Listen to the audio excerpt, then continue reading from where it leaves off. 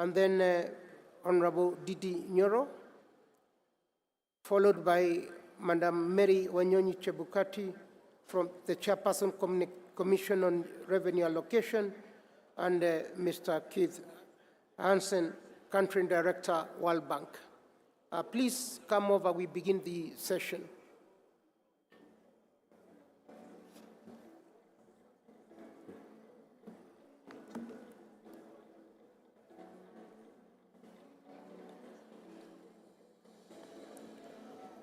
Yvonne, can you get Mungania, the session chair, to come over, please?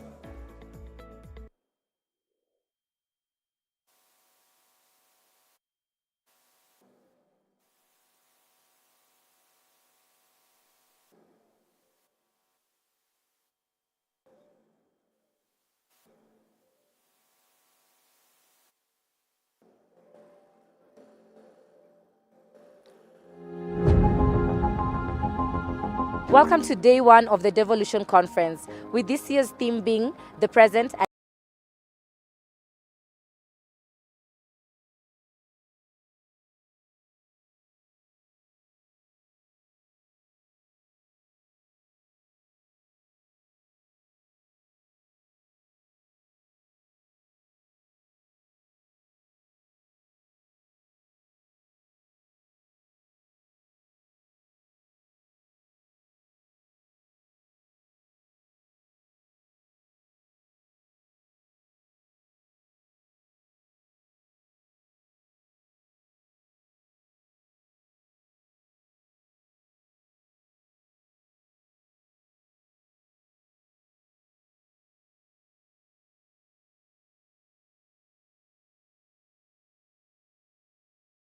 Responsibility. We shall moderate the session.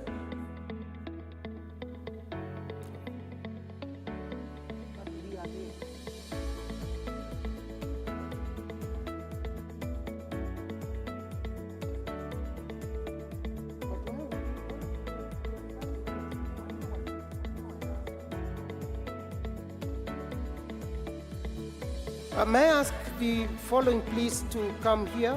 Governor Fernandez Barasa, please come over. Thank you very much, Governor. Governor Cicely Barire, if you are here, please come over. Professor, our CS Treasury, Professor Joguna Ndongo, please come over. Thank you very much. Senator Ali Roba, please. Mheshimiwa Didi Nyoro, my friend, please. Madam Mary Wanyonyi Chebukati, Keith Hansen. Thank you very much, everyone. Please get seated. We begin the session with a keynote address from Paul Russo, who we have already heard from. Paul Russo is the Chief Executive Officer from Kenya Commercial Bank. Are you running away to the corner? What is it? All the chairs.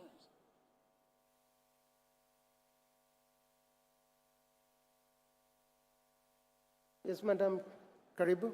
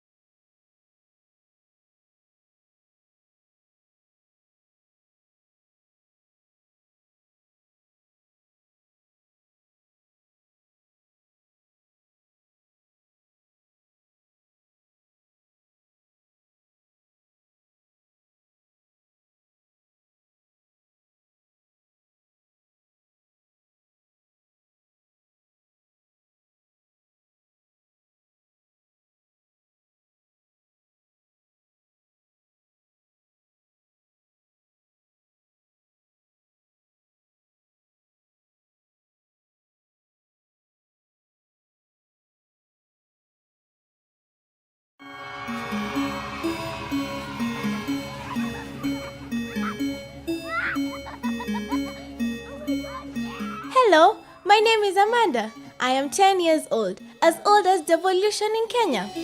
Before I was born, everything was being done in Nairobi. This made it difficult for children from other parts of the country to get services such as health, education, and clean water. But when making the 2010 Constitution, Kenyans, including children, said it is important to have services available to everyone and everywhere. So, the country was divided into, can you guess how many counties? Yes, 47 counties as shown on this map. In 2013, during the general elections, Kenyans voted for their first governors, deputies, and MCAs. So this year, all county governments are 10 years old, just like me. On health, counties have made it easy for us to get healthcare. It is easy to get doctors, nurses, and medicine in clean and well-equipped hospitals. Mandera County, for example, has made efforts towards improved access to maternity services, increased referral hospitals from 1 to 3, and constructed new modern maternity wards. Nakuru County constructed a new 250-bed maternity wing at the Nakuru Level 5 Hospital to meet the demands for safer deliveries and provide specialized care to children born with complications.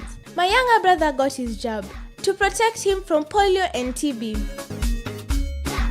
The areas in which these children can't get access to vaccination, so it has been a really great impact to children so that they can get immunized at school. We have a lot of areas where it is the risk of the children getting sick is very high, and since the vaccination program came, the risk was getting a bit low. How many of you have been vaccinated from polio and TB? All of us. Awesome. Can we give a clap to the county governments? Thank you.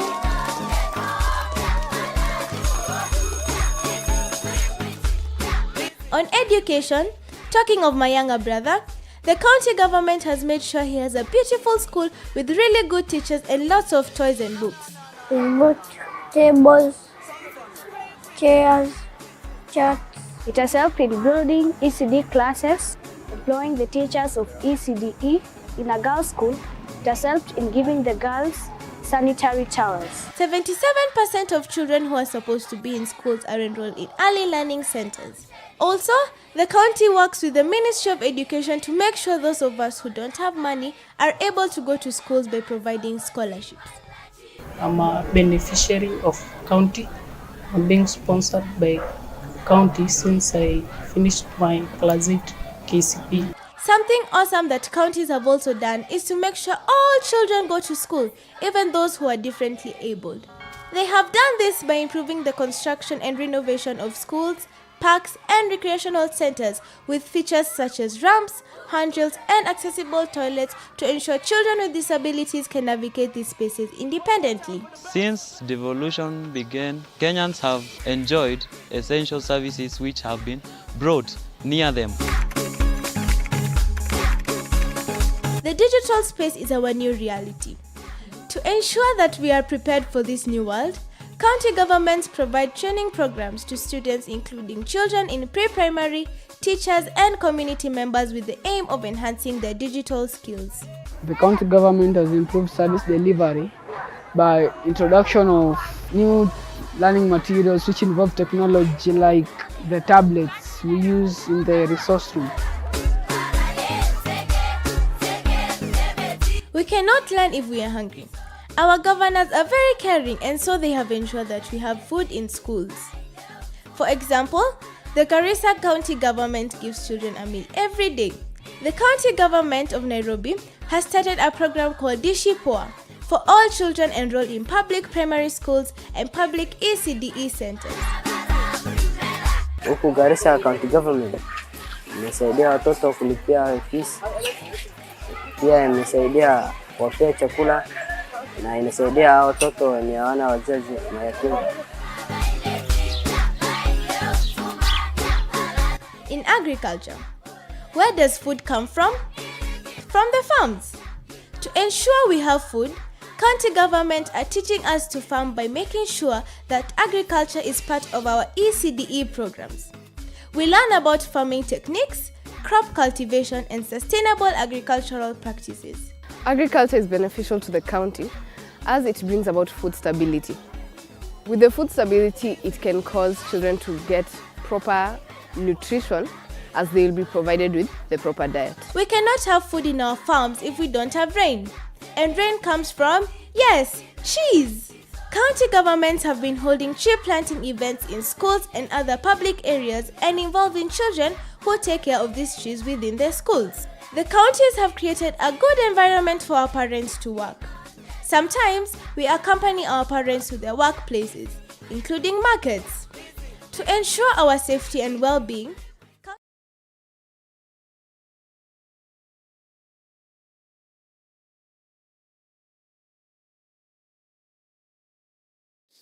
to the future generations. There is no single sector of the economy that doesn't mean a lot in the future. Transforming the lives of these future children requires effective delivery of services and effective resourcing of devolution itself. Welcome, ladies and gentlemen, to this particular session, which is going to be moderated by Boniface Mungania. Boniface Mungania, please come over and begin with the keynote address. Thank you very much, ladies and gentlemen. Let's clap for them. Let's clap for them again. Even footballers are here, and he's not clapping well. Thank you. Thank you very much. Thank you very much. All protocols observed. Good morning. My name is Boniface Mungania from Safaricom. I lead a unit called Public Sector Digital Transformation, where all my time is spent on focusing on how can we support the public sector apply technology in delivery of service. I would like to welcome you all to this session today. It's going to be very exciting. And yesterday, if there is any take-home from the president's speech, is growth of all source revenue. That came out really as a very big area. But there is one subtopic that was elaborated more than 3 times. I actually counted these thrice. It is digitization as a solution to either growth or addressing some of the vices that we highlighted earlier. And so today we have a very exciting topic. And the theme today is resourcing devolution for service delivery. And today, we're going to take some time to reflect on the trends and challenges today. So we are going to look at revenue allocation. We dwell a little bit deeper into the horizontal and the vertical equity. And then after that, we'll try and discuss some of the potential solutions. And afterwards, we'll look forward. How do we innovate to grow own source revenue? How do we innovate to resource the counties better? So without further ado, I'm going to introduce the panel today, a really exciting panel, as you can see. For a start, I'll start on the extreme left, the CEO of Kenya Commercial Bank, Mr. Paul Russo. And then next, after him, is the chairperson of the Commission of Revenue Allocation, CRA, CPA Mary Wanyonyi. And potentially this is one of the first events of this nature since taking office. So we're welcoming her in a big way. Karibu sana. And then next is Mr. Keith Hansen, is a country director, World Bank. Keith. And Professor Juguna Ndungu, CBS, is a Cabinet Secretary, National Treasury and Planning. And then next is Honorable Dindi Nyoro, the Member of Parliament for Kiharu, and also the Chairperson, National Assembly Budget and Appropriations Committee. Next to him is the Governor of Embu. We had really good time in the last public event in Embu. We were hosted there. It was fantastic. Honorable Cicely Mbarire. And also, she is the chairperson, Council of Governors, Resource Mobilization and Partnerships Committee. And then last and not least, the Governor of Kakamega, FCPA Fernandez Baraza, and also the chairperson, Council of Governors, Finance, Planning, and Economic Affairs Committee. So welcome. We are going to make the discussion very exciting. It will touch on real issues. And before then, I would like to invite Mr. Paul Russo for a quick note on reflecting on the topic today and setting the tone for the discussion ahead. Welcome, Paul.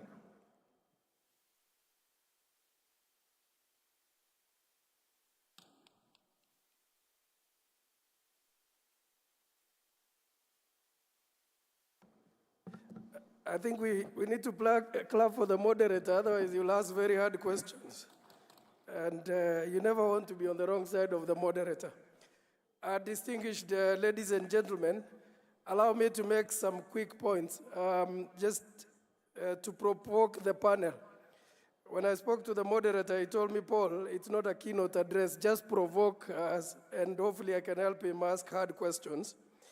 Because when you look at the distinguished panel, you can imagine it is a panel of experts and truly humble to be on the same stage with them. Just a quick step back on county financing. There are probably five key pillars around county resourcing and county financing. There's what we call the equitable share under the Article 202, and it's about use without restriction. And I'll talk about what we see from a banking perspective around that. Yeah? You also have the local revenue, generated under Article 209, 3. I think the President mentioned yesterday about partnership with government, largely through conditional grants. I think a lot of it we've seen through, the hospitals, particularly level 5s. And I also want to touch around loans. It's one of a very thorny issue. And I hope, moderator, you can pick up on this from two angles. One is the condition, because you need the national government to guarantee. You also need county assembly approval. But one most important that people fear talking about is successive governors don't want to take responsibility about the loans the previous governors have taken. And therefore, it becomes a lot difficult for financial institutions and other parties to work on this particular element. There's obviously donor funding, whether it is aid from international donors, loans and grants, but also funding from foundations such as KCB Foundation. Second point of my statements is around that access to timely and adequate resources is a key enabler to be able to make meaningful impact. But I think as we speak to governors today and every stakeholder that is here, to be able to correctly utilize minimum least available resources, whether it's from national government or own source, requires a completely different level of capability, particularly in the human capital. And I'll be keen to hear what governors will do to try and step up on the capabilities they have to ensure optimal utilization of the resources that they get. So they have a changing competing priorities. Today you are chasing to fund relief food. Tomorrow you are trying to make a meaningful investment around solar in some areas. The next thing is there's bursary that you need to allocate funds to. In another instance, there is a TVET to support to build skills. That requires a completely different level of capability than budgeting. And I thought I really want to use that point to provoke as well. It's therefore important that counties are strategic in the use of limited resources. One of the key pillars under Article 174F of the Constitution of Kenya 2010 requires that we promote social economic development and the promotion of proximate, easily accessible services throughout Kenya. We do that as KCB. I can say in the last 10 years, KCB and National Bank have opened over 50 new branches to actually enable service delivery. If it wasn't for devolution, I doubt KCB would have ever opened a branch in Takaba. That is right between Moyale and Mandera. But what we've also seen is the presence of these infrastructures enable fast tracking of development. And it ensures that not any of those parties is left behind. So how do we work with counties in this environment of limited resources to still make sure that services are accessible? When times become difficult, how do we work together? Because we understand, at the end of the day, we are joining the hip. I think the president said yesterday, all of us belong to this country. So there are times resources, and I like that my friend Professor Juguna Ndungu is on the panel. There are times resources will be limited. Entities like ourselves must come through with the right frameworks and the right setup to support counties. People thought I was joking yesterday when I was talking about Fuliza. There is no way you can run a county if there is a delay of funds, if salaries of staff are not paid. Somebody must have the right risk appetite and the right level of engagement to come through. And therefore, partnership in this element becomes big. How do we, as financial institutions, as donor entities, build meaningful partnerships with counties? How do we bring our expertise to support counties to develop products that work for them? I refer to Laikipia County, for example, and there are quite a number that I've picked, but I think it was the first to build subsidized facilities with KCB to SMEs. How do we elevate that pain of interest rates together to make sure that small and micro enterprises unit, which are the heartbeats of counties, to be able to grow and to be able to be sustainable? There's also opportunities in terms of signing meaningful MOUs, whether it's in AGPO to support women, youth, special groups, talent development. I'm reminded this government has brought in Talent Hela to be able to build skills that we can monetize.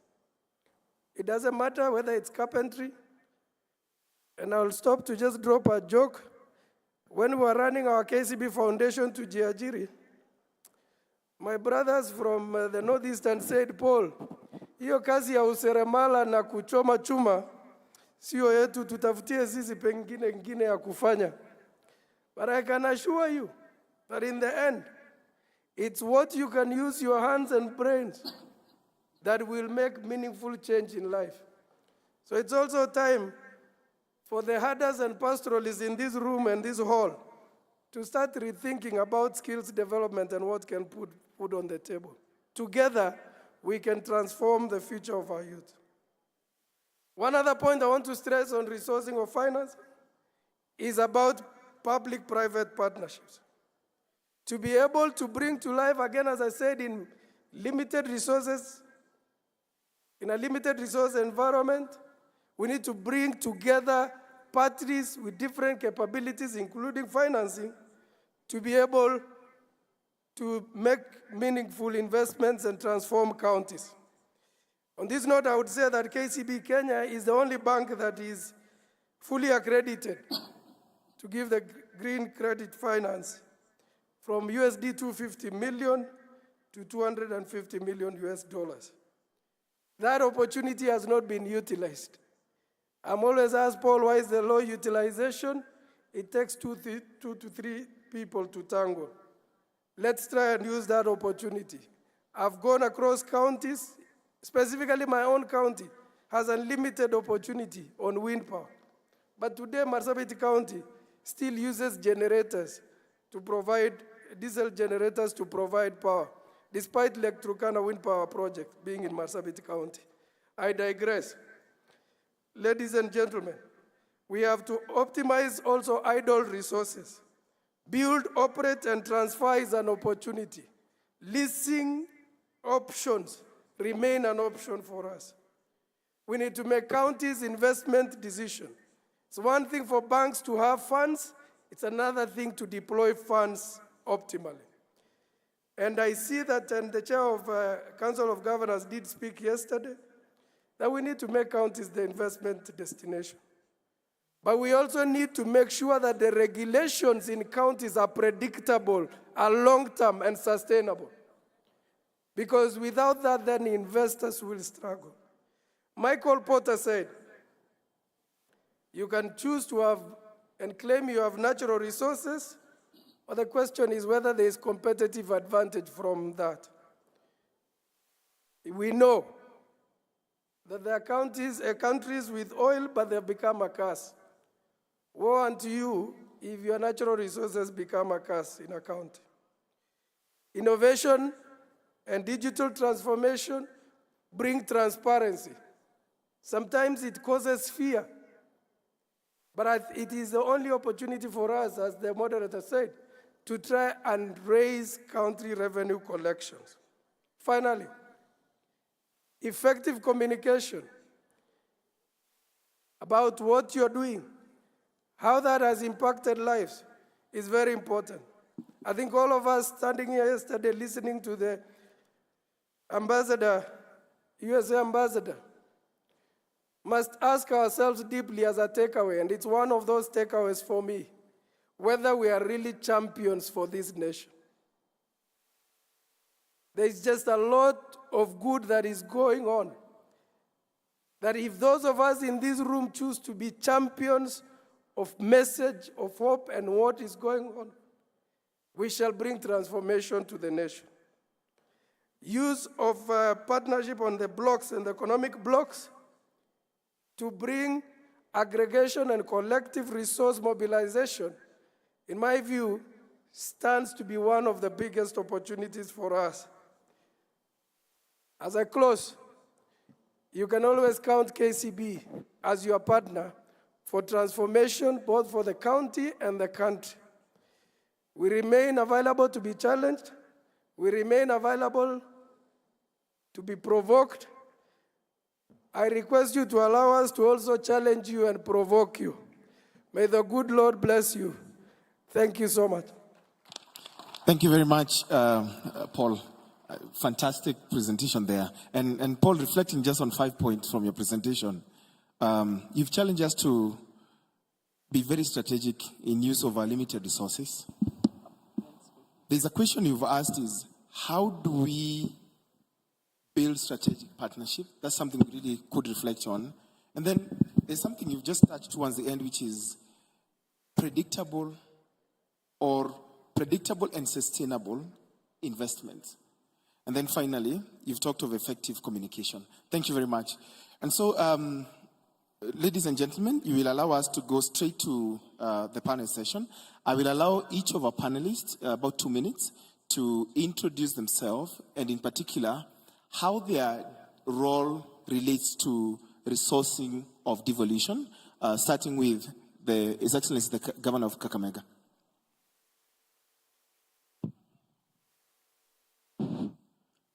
Thank you very much, Session Chair. My name is FCPA Fernandez Baraza, Governor of Kakamega County and the Chair of Finance, Planning and Economic Affairs Committee at the Council of Governors. My role at the county, and of course largely at the COG, is to ensure that all the resources which are devolved are properly utilized. And also as a conversation link between all the 47 counties and the national government with regard to equitable share. So my role cuts across, and I'm happy that my sister is here, Governor Says, who handles resource mobilization. Thank you. Thank you. My name is Cecily Mbarire. I'm the governor for Embu County. I'm also the chair of Resource Mobilization and Partnerships Committee of the Council of Governors. My role as a governor, number one, is to ensure that the resources that come into the county are properly utilized, and that we follow our county integrated and development plan so that our development planning is strategic and impactful on the people of Embu County. and ensuring that there's timely implementation of programs and there's value for money for those particular programs that we have at the county level. Number two, to ensure that we get more resources besides the equitable share by way of either own source revenue enhancement or partnering with development partners so that we can be able to take advantage of other resources available besides the mainstream equitable share that comes to the county every year. Thank you. Thank you very much. My name is Dede Nyoro, MP for Kiharu constituency, and also the chairman of the Budget and Appropriations Committee of the National Assembly.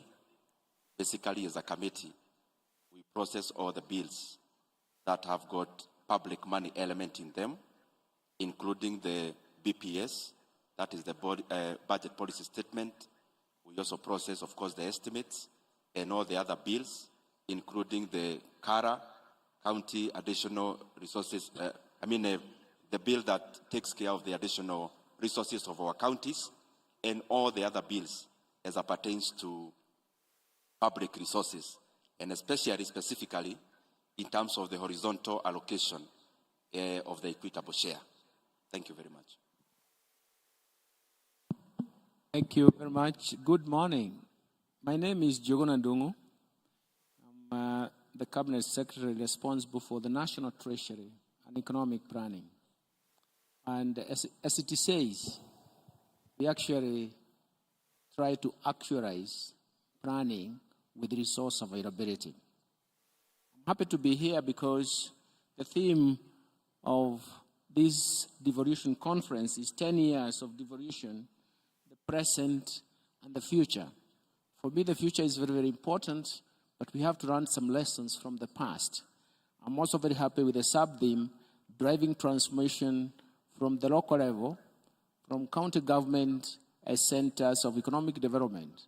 I'll be providing perhaps some pointers in terms of that, and also try to ask ourselves, where are we? Where are we going? And how can we actualize the kind of ambition that we had with the county governments, that we can utilize the relative comparative resource availability across counties to ignite development poles across counties given their resource endowments. Thank you very much. Good morning.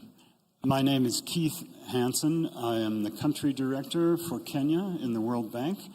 My main responsibility is to lead our dialogue with the government of Kenya, working through the CS here, to ensure that the World Bank resources are supporting as strongly as possible government's priorities and the development needs of the country.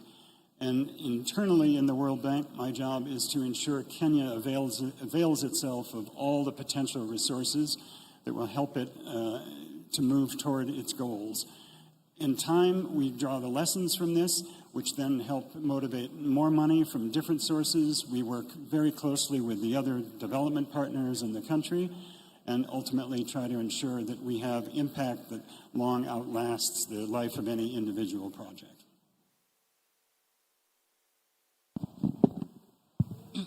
Good morning. Thank you, Session Chair. My name is CPA Mary Wanyonyi Chebukati. I am the chairperson of Commission on Revenue Allocation. The principal function of the Commission is to recommend equitable sharing of revenue between the national and the county governments, and also amongst the county governments. Another function is to make recommendations on prudent financial management of the resources that have been shared out to the counties. Under Article 2163B, which touches on today's theme, the Commission makes recommendations on the on how to define and enhance revenue, both at the national and the county level. Thank you, Session Chair.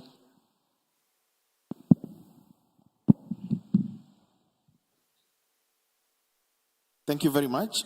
So we'll go straight. You see three broad themes or topics coming out of this discussion. We'll focus a bit on the budget allocation process. Then next, we are going to tackle how innovative we can be in terms of raising our own source revenue. And then lastly, we touch on how do we assess or the measurable impact of all the programs that we're talking about. And so we'll start with you, Honorable Nyoro. As the chair of the budget making process, just help us relate the national budget and county allocation while highlighting some of the macroeconomic circumstances. Thank you very much, Boniface, even for this very high-power panel.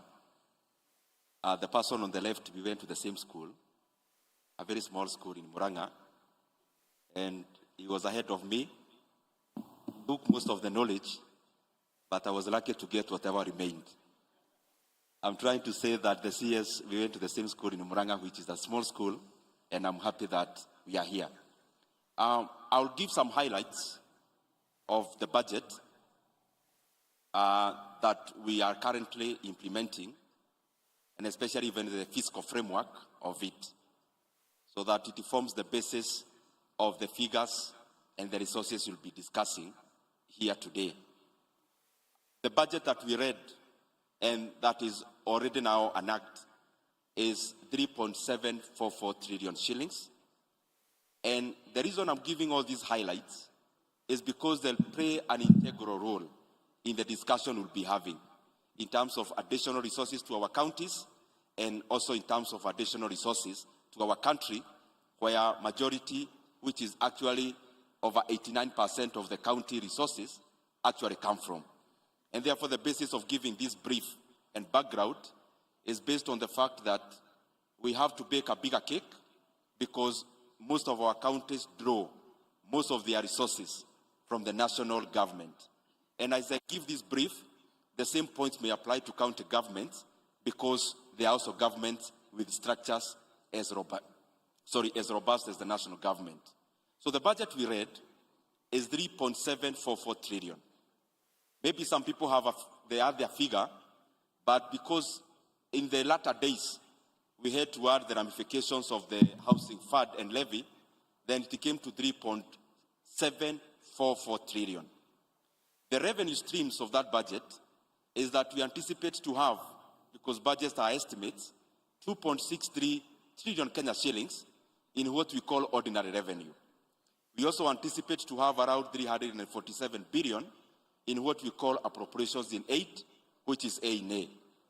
We also project to have around 42 billion in terms of grants. If you add the math, then there is a whole of 720 billion, which is now what we call the budget deficit. It is also some form of financing of the budget. However, this figure may not, is a small figure comparatively, because last year we were dealing with a deficit of around 860 billion, and there were other expenditures at a 223 to a tune of 300 billion. And therefore, the actual deficit we were actually dealing with in the last financial year was much more because it was around 1.1 trillion. Now, that is where we are drawing our resources. And the reason I've highlighted is because the first item I gave, which is the ordinary revenue, is actually that what forms the basis of equitable share. Now, on the expenditure side of the 3.744 trillion, we have 2.3 trillion, which is the expenditure of the national government. National government here incorporates the judiciary and also the parliament. Parliament, that is both houses. And out of which 1.5 trillion is actually monies that are recurrent in nature, is expenditure that is recurrent. We have around 807 billion, which is development kitty or development budget of the entire national government. From there, we have 986 billion, which is consolidated fund services, which is repayment of debts, and also the allocations that we give to our commissions and also pensions. And then lastly, we have now what we are discussing here today, which is the county monies or resources, which the equitable share is around 385 billion Kenya shillings. Now, the reason I've tabulated both is because each of those figures and lines have ramifications for governance and how our counties are run. The reason why the government affords the amount of money, for example, we are affording to channel to our county governments is also based on the other budget lines that have to actually precede even the monies that we give to our counties. If you look at the side of the expenditure, how Treasury works and how also we work in the Budget Committee, this kitty I gave of 986 billion, called the Consolidated Fund Services, actually forms the first charge. When the Treasury collects money, the first batch of money they must release is the monies which are obligatory in nature and that which forms the first obligation, the repayment of debts. How is debt related? Out of the 3.7 trillion, the first, in terms of the size that we are actually expending as a country, which is now beyond the salaries of the civil servants, is actually CFS, majority of which is payments for interest of our debts, which are the sovereign debts. So we may be discussing later about how to make the slice of the cake that goes to our counties bigger, but it must be in the context of all the things that we are doing as a government and also as a committee so that our counties can get more money. If we free up more money, if, for example, we are not paying CFS of close to 1 trillion, then that frees up a lot of resources, out of which some may be retained in the national government, but of course a share of it will also go to our counties. As I come to the close, I will highlight the circumstances of the macro environment. The macro environment at which we are now operating on, I have to say, is much better than last year. Last year, I remember when we were starting the budget-making process, we were discussing it at a circumstance where we had a ravaging famine, and therefore the first priority was actually more interventionist than policy. We had to intervene for the people of Kenya to remain alive first, even before we talked about the policies of making our country better. But there are also some glaring issues that we are facing as a country, and all these I've said before have the ramifications to the monies that we are discussing. Number one is there has been a global inflation, and I want to highlight, number one, the inflation that has been there in the US, basically as a result of what we would call COVID checks, which was an intervention of the US government.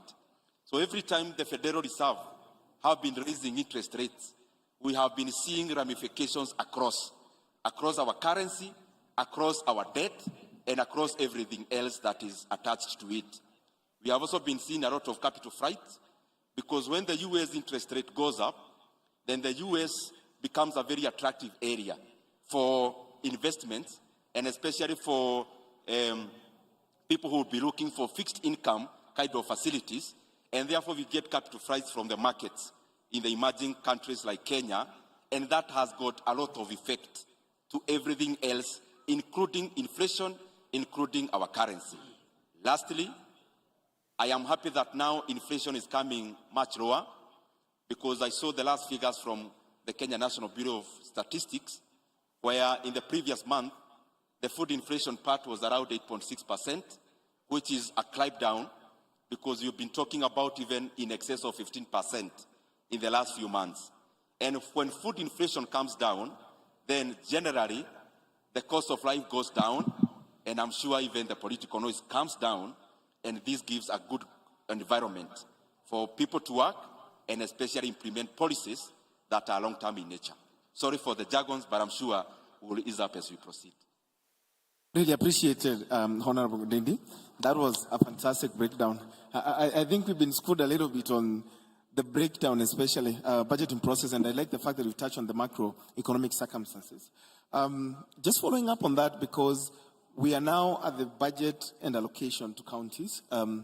We've come from 3.74 billion up to where we've allocated counties 385 billion. With devolution, service delivery is largely now a task or is primarily undertaken by counties. And Your Excellency, Governor of Kakamega, just help us paint the picture of how this disparity in the budget allocation is affecting service delivery. Thank you very much, Session Chair.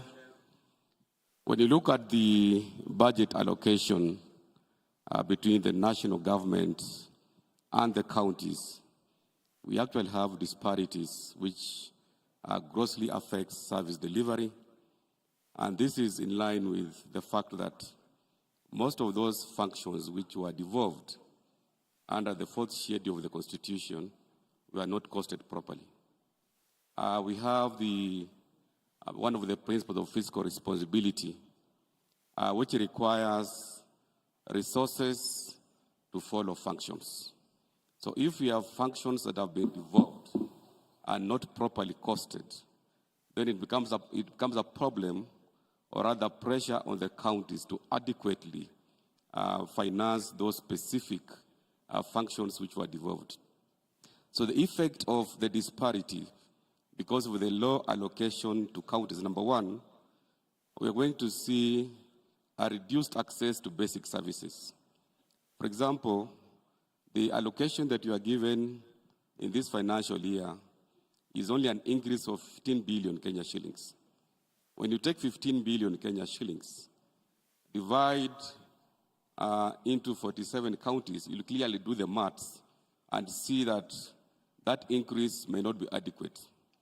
Yes, we understand that the cake is not big enough, but I think the service delivery at the county, especially on matters to do with healthcare, education, may be affected because the amount that you have received, which was not properly costed at the time of disbursement or other devolvement, affects service delivery. When you go to education sector, there's so many expectations of the counties to deliver ECD programs, and ECD was devolved, but we didn't have attendant resources. On the issues of roads infrastructure, for example, we have so much that is expected from the counties, especially on the infrastructure, but because the cake is limited, so it is going to affect the growth of our projections in terms of infrastructure, in terms of growth of our service delivery. And that is why, going forward, you'll find that we're asking the Commission on Revenue Allocation to look at the effects of the disparity so that at the next disbursement, they make recommendations to the National Treasury. Again, because of the reduced disbursement and allocation to counties, you will find there is also pressure on the counties to maximize on revenue allocation or other revenue generation. Of course, that becomes an opportunity for the counties to do what we call diversification of revenues, but ideally it's because of the disparity. I appreciate what the Chair of Budget has pointed out, but what we are saying is let the functions which have been devolved to have the resources. We'll want to see an implementation of what the President said yesterday, that in the next 60 days, all those devolved functions which are still being undertaken by the national government are going to be devolved. And then resources, attendant resources, to follow those functions. Lastly, Chair, we are looking at overdependence on conditional grants because of the disparity and also because of the challenge of inadequate resourcing of counties. These conditional grants, of course, largely come with conditionality, especially from the development partners, which may not necessarily be compatible with our local needs. So what we are saying is we are looking forward to a balanced and equitable allocation of resources so that service delivery is properly achieved. Of course, taking cognizance of the fact that we have resource constraints, we are very much alive to that fact, and largely, once we comply with the fiscal responsibility principle of resources following functions, then we can clearly see an improved service delivery to counties. Thank you. Very much, Your Excellency. Very well captured on the key challenges. And I noticed that you focused largely on the vertical allocation. Allow me to go to the Honorable CS. Professor, we've heard from David, or Dendi Nyoro, sorry, and the governor, and the real issue here is disparity. Kindly help us reflect on why this disparity exists. Professor. Thank you very much. And because this question was sent to me earlier, I'll make sure that I have a comprehensive answer. Because I don't have one answer, I have a series of should I say, factors that we put together. But before I do that, let me appreciate the 10 years of devolution and even the theme that is being chosen, that we can drive transformation from the local county governments as centers of economic development. And it resonates quite well with the bottom-up economic transformation agenda. One of the things I've told people so many times is that it's an agenda with two distinct statements. One of them is bottom-up. And you have to ask yourself why majority of Kenyans have been left behind. And we have to ask ourselves whether it's a resource constraint or it's an institutional constraint, an institutional failure problem that drives policy failure. And the second one is economic transformation. And one of the most important things is actually to ask ourselves what ignites economic transformation, and that is one of the reasons why devolution was very, very important. So essentially, we are coming to the point where we not only give ourselves a scorecard in terms of economic transformation, but also how we try to eradicate poverty. So since I was tasked this question, let me try to provide some answers. One of them is that, let me start by saying that the objective of the revenue, in the division of revenue between the two levels of government is equitable sharing of the same to ensure that each level is able to perform the function assigned to it by the Constitution. I think His Excellency, Mheshimiwa Dendi Nyoro has actually voiced that and tried to redefine that across institutions and across levels. And also to underscore what I think Governor has just said, that actually budgets are designed to follow functions. And we have to make sure that we remember that at all times. So there are three components of the revenue that is raised nationally and is allocated to counties. And the first component is the county equitable share. And this is at least 15% of revenues raised nationally based on the audited accounts. And second, we have county government's additional allocation that comprises of conditional allocation to county governments from national government, share of revenue, and also from and the proceeds from loans and grants from development partners. And the third component is equalization fund that benefits areas that are categorized as marginalized. So you can see that the three factions are diverse and they take care of diverse factors. Let me turn to the Kenya shillings 442 billion comprising of that two components, 1 and 2, which I think is the one that we have talked about.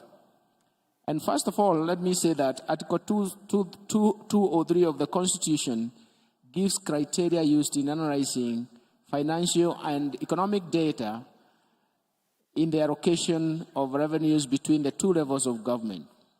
And the National Treasury and the Commission of Revenue Allocation, which is represented in this panel, should thus compute the budget figures based on available structure and the division of revenue. So in a sense, we should come to the same figures because we are analyzing the same thing. The basis of the allocation between the two levels of government are various, but let me mention a few. First, national interest and public goods provision is very, very critical here. Second, of course, the public debt, which comprises of annual debt redemption, costs, and also the interest payments for both domestic and external debts. And I think this was covered very well by Mheshimiwa Dede because he said it forms the first charge. It forms the first charge because we cannot default on public debt. Public debt is sovereign debt. Third, other national obligations.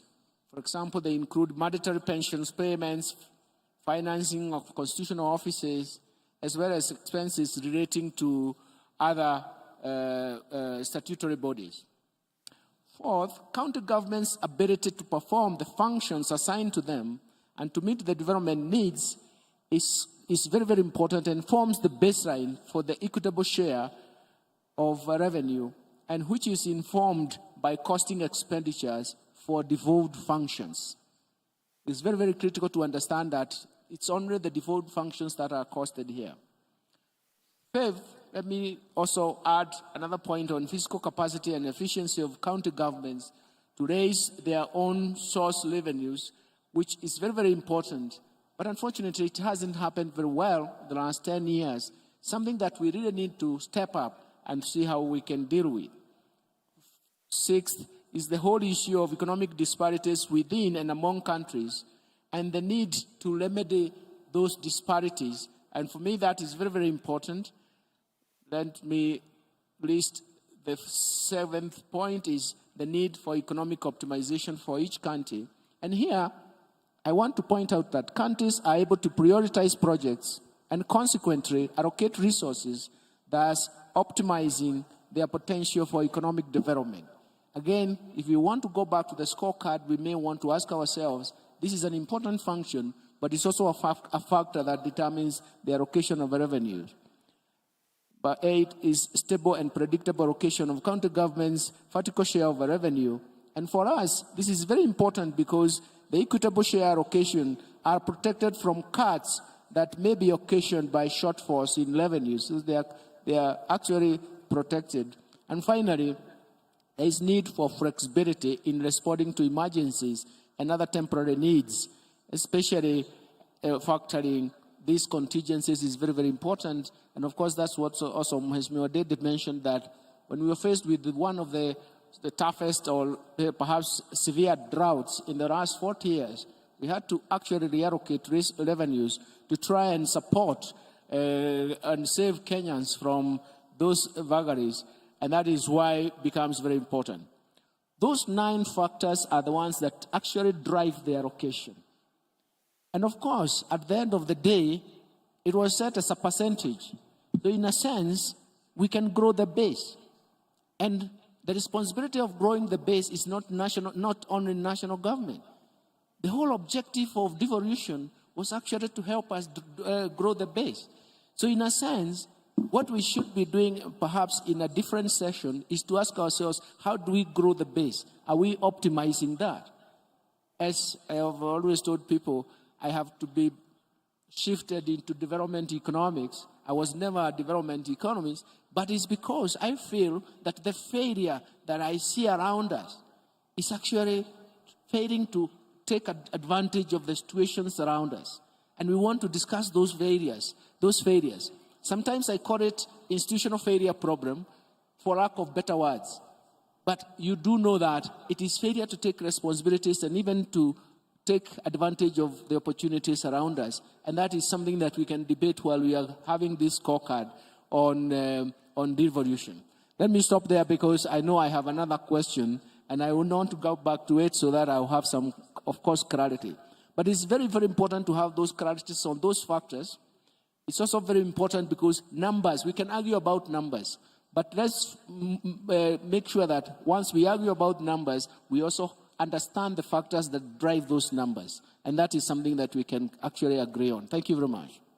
Thank you very much, Honorable CS. And the second last point is really something we'll be touching on in a few minutes. I'll go back to Your Excellency Governor of Embu, Cicely. Just help us understand the horizontal bit of allocation so that then we get some additional input from the chair of the CRA on how or what are some of the factors we look at when you're allocating or when you're looking at the horizontal allocation of revenue. Thank you very much. Let me begin by saying that, of course, there are those factors that the CRA looks at when they are giving the allocations at the county level, the horizontal base of allocation. And from where I sit, there are important factors: poverty levels, geographic coverage, marginalization, population, among many other factors. But I am of the opinion that going forward, CRA needs to put more weight also on population, because services are rendered also to individuals, to persons. So that if you're looking at the number of students going to ECDE, the number of patients to hospitals, the number of services you need to render to certain people, then that means population becomes a factor. And this is my personal opinion, that going forward, it's also important to give population some weight in terms of revenue allocation. But also, let me say that, of course, the resource basket of county governments is never enough. The serious deficit, as you've seen, the amount of money coming from the national government to counties is hardly enough to be able to meet the many functions that each county must be able to provide. And therefore, the need to grow the base, as Professor Ndongo has said, and the need to be able to look for alternative sources of revenue. And in the case, in the last 1 year, the experiences I see from Embu and other counties is that every county is trying very hard to make sure that they get more resources from alternative sources. Among them, developing their own source revenue, diversifying the revenue streams at the county level so that you can be able to get more money. Every county, upon election, is told that you have so much potential to raise local revenue, but there are not many counties that have been able to get even to 70% of that potential.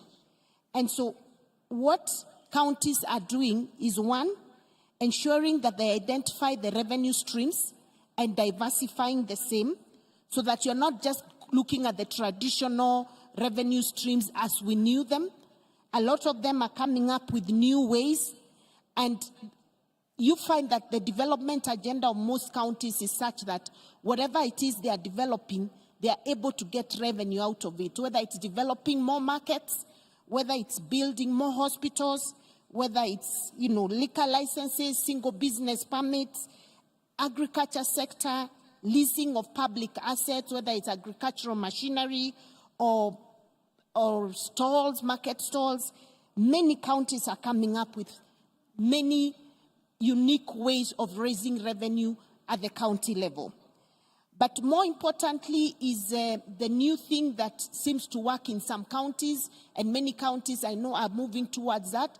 That is the development of legislation to allow for facility improvement funds, especially in level 4 and level 5 hospitals, so that whatever revenue that is developed, grown and developed, collected at those facilities can be able to be plowed back into those facilities and improve on them. And that gives the hospitals the morale to want to raise more revenue so that they can be able to have more money for themselves.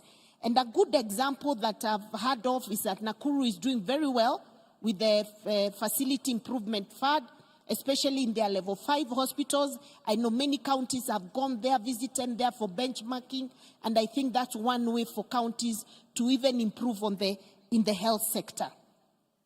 The other source of revenue is that there's a lot of resource mobilization that is going on at the Council of Governors level and also at individual county level.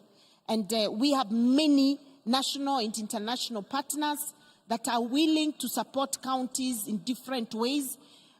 We have a lot of support coming from development partners in terms of making sure they improve the services of counties.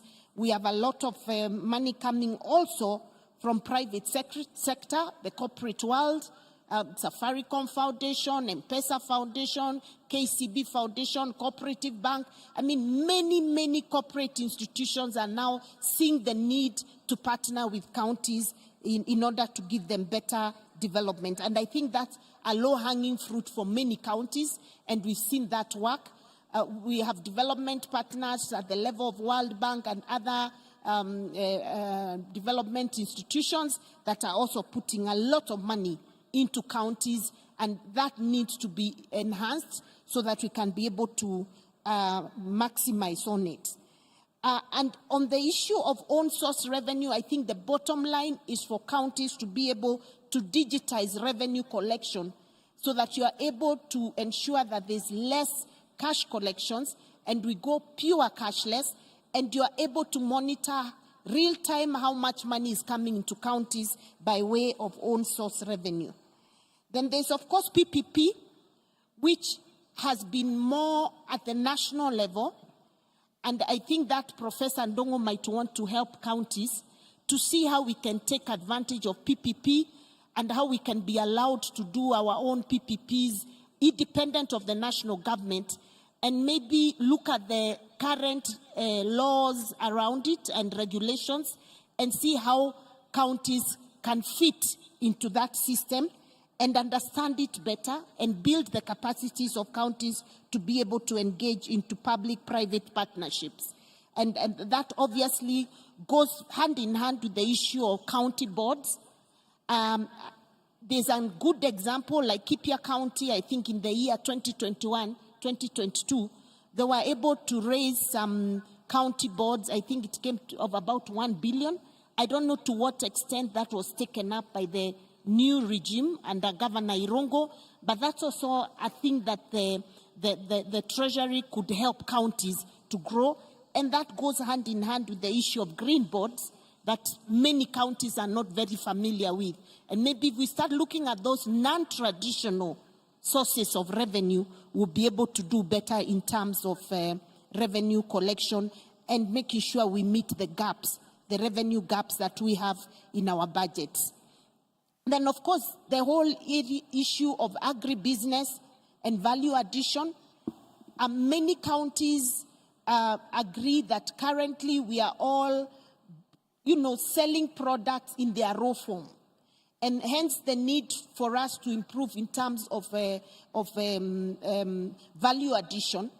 And I'm happy with the current joint program between the national government and the county governments for the county aggregation and the industrial parks. I believe by having those industrial parks, we'll be able to have value addition for our produce, and then we can look for markets, which is very, very critical, and enhance the amount of revenue coming into counties. And that way, counties can get more money to do development through the KIPES. And I think that is one of the programs that has really been embraced in a big way by the county governments, and I think the president did mention it yesterday in his speech. Then, of course, enhanced local tourism. We have very many counties with excellent tourism sites and tourism products, which, if developed, can be able to bring more revenue into counties. And this will need that counties work very closely with the Ministry of Tourism and the Kenya Tourism Board so that we can be able to develop better tourism products, better tourism circuits that can be enhanced, so that tourists, when they come into the country, they can be able to go to the non-traditional tourism counties, because very many counties have unexplored tourism opportunities that can enhance revenue for the counties and also for the national government. And we look forward to working very closely with the Ministry of Tourism towards developing county-specific tourism products that can excite both local and international tourists. Then, of course, many counties are coming up with county-specific taxes in the areas of game reserves, in the areas of livestock, agricultural products, and I believe that going forward, we can be able also to see how we can harmonize those taxes across counties, because you find sometimes one county charges more than another, and so there's need certainly to harmonize those taxes across the various counties, so that we are also not overtaxing our citizenry. Then some counties are coming up with county investment fund, and this is something that needs to be explored further. Others are really supporting small and medium-sized enterprises, and I think the partnership between counties and the Ministry of MSMEs is very, very important at this point, so that we can be able to reach out to more small-scale enterprises and improve on them and enhance revenue collection at that point. So I wish to end there. Thank you very much. Thank you, Your Excellency. Our Excellency has actually touched on the second theme, which is what you're ushering, the innovations and how we can grow our own source revenue. But Chairperson CRA, there's one point that I don't want us to miss from Her Excellency comments, and that is she looks at some of the other factors we can look at when you're talking about horizontal allocation. I would like you to respond to that, just a brief reaction to that. How do you factor that? And then while you have the mic, Chair, also help us understand from your own report, there's a considerable disparity between the potential of counties' own source revenue and what has been collected, while appreciating that there has been growth and you are seeing a lot of effort on digitization. Just help us understand some of the challenges and potential solutions to that. Thank you, Session Chair. Governor Cecil has elaborated quite in detail the issues of how the OSR or the own source revenue could be improved. But let me talk about the factors that you have asked, what factors we put into consideration when we are sharing the horizontal revenue. Now, the CS did mention that we have a base. And the base that is used is the revenues that are collected nationally, the national revenue. And that is the base that we use for the horizontal sharing. Yes, Governor has talked of population. Population on its own is 18% as one of the factors. We also have the poverty, an index of poverty, which stands at 14%. Health, which is the second highest at 17%. And urban services, 5%. Agriculture, 10%. The land at 8%. And the basic share, which is given to all the counties, equally at 20%. Now, and of course, roads is at 8%. When you look at these indexes of factors, population at 18, but poverty is also population-based. Health is population-based. In fact, the only factor here that is not population-based is the land and the basic share. So the rest are population-based.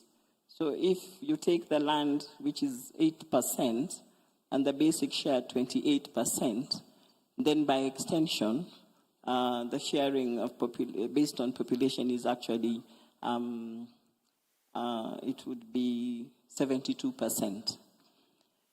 So that, I believe, addresses the question that you asked. Yes, counties have been trying to grow their own source revenue. Indeed, there's been growth.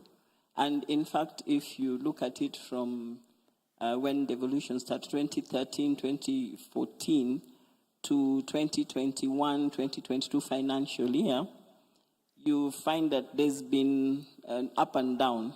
But in the year 2018, 2019, the county's revenue collection globally was at 40.3 billion. Now, 40.3 billion may sound a good figure, but looking at the 40.3 billion against their own targets of that year, which was the best, you find the target that year was 53.9 billion. So on a percentage base, they reached 74.7. However, if you look at a study that was done by the CRA in collaboration with others, we came up with what we call the potential that the counties can raise. And the potential is at 216 billion. So a lot of scientific and research and different ways of assessing that figure was put in. So you find we are still way below. In fact, that would be a figure of about 18% in terms of performance of counties against their potential. And that potential then would factor what Governor Cecil is saying. Are we doing any value addition? What are we doing to improve the revenue of the counties? And I think that's where the CS was also alluding to. Are we at our optimal? How can we get both levels to work towards increasing this revenue?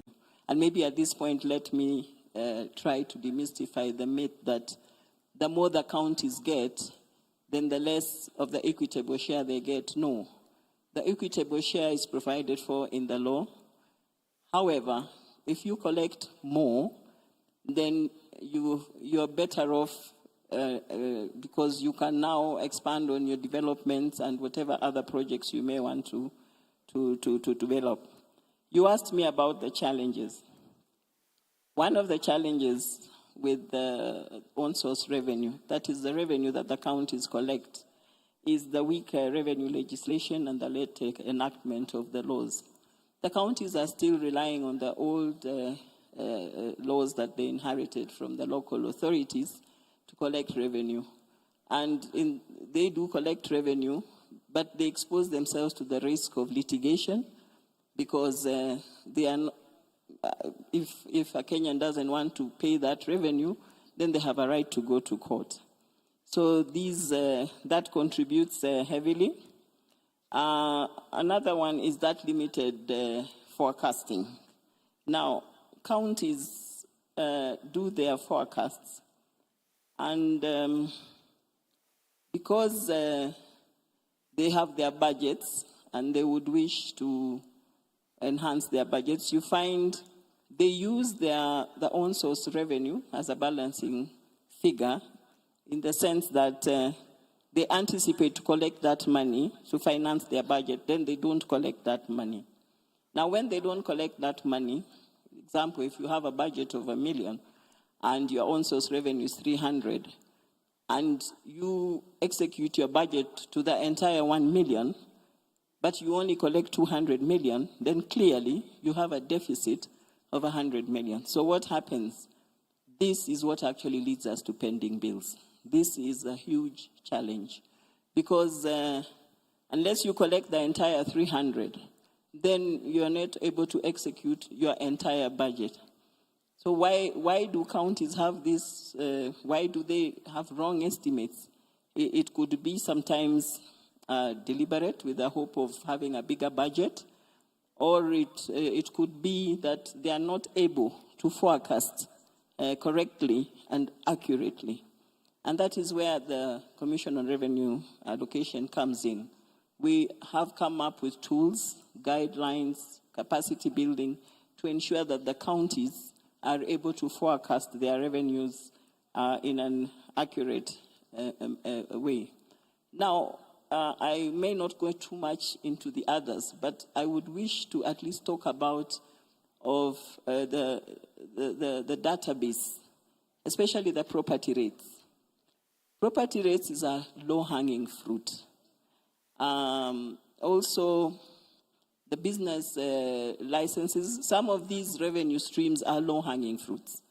If you look at property rates, this is a revenue that you can actually estimate at the beginning of the year and know how much you're going to collect to the shilling.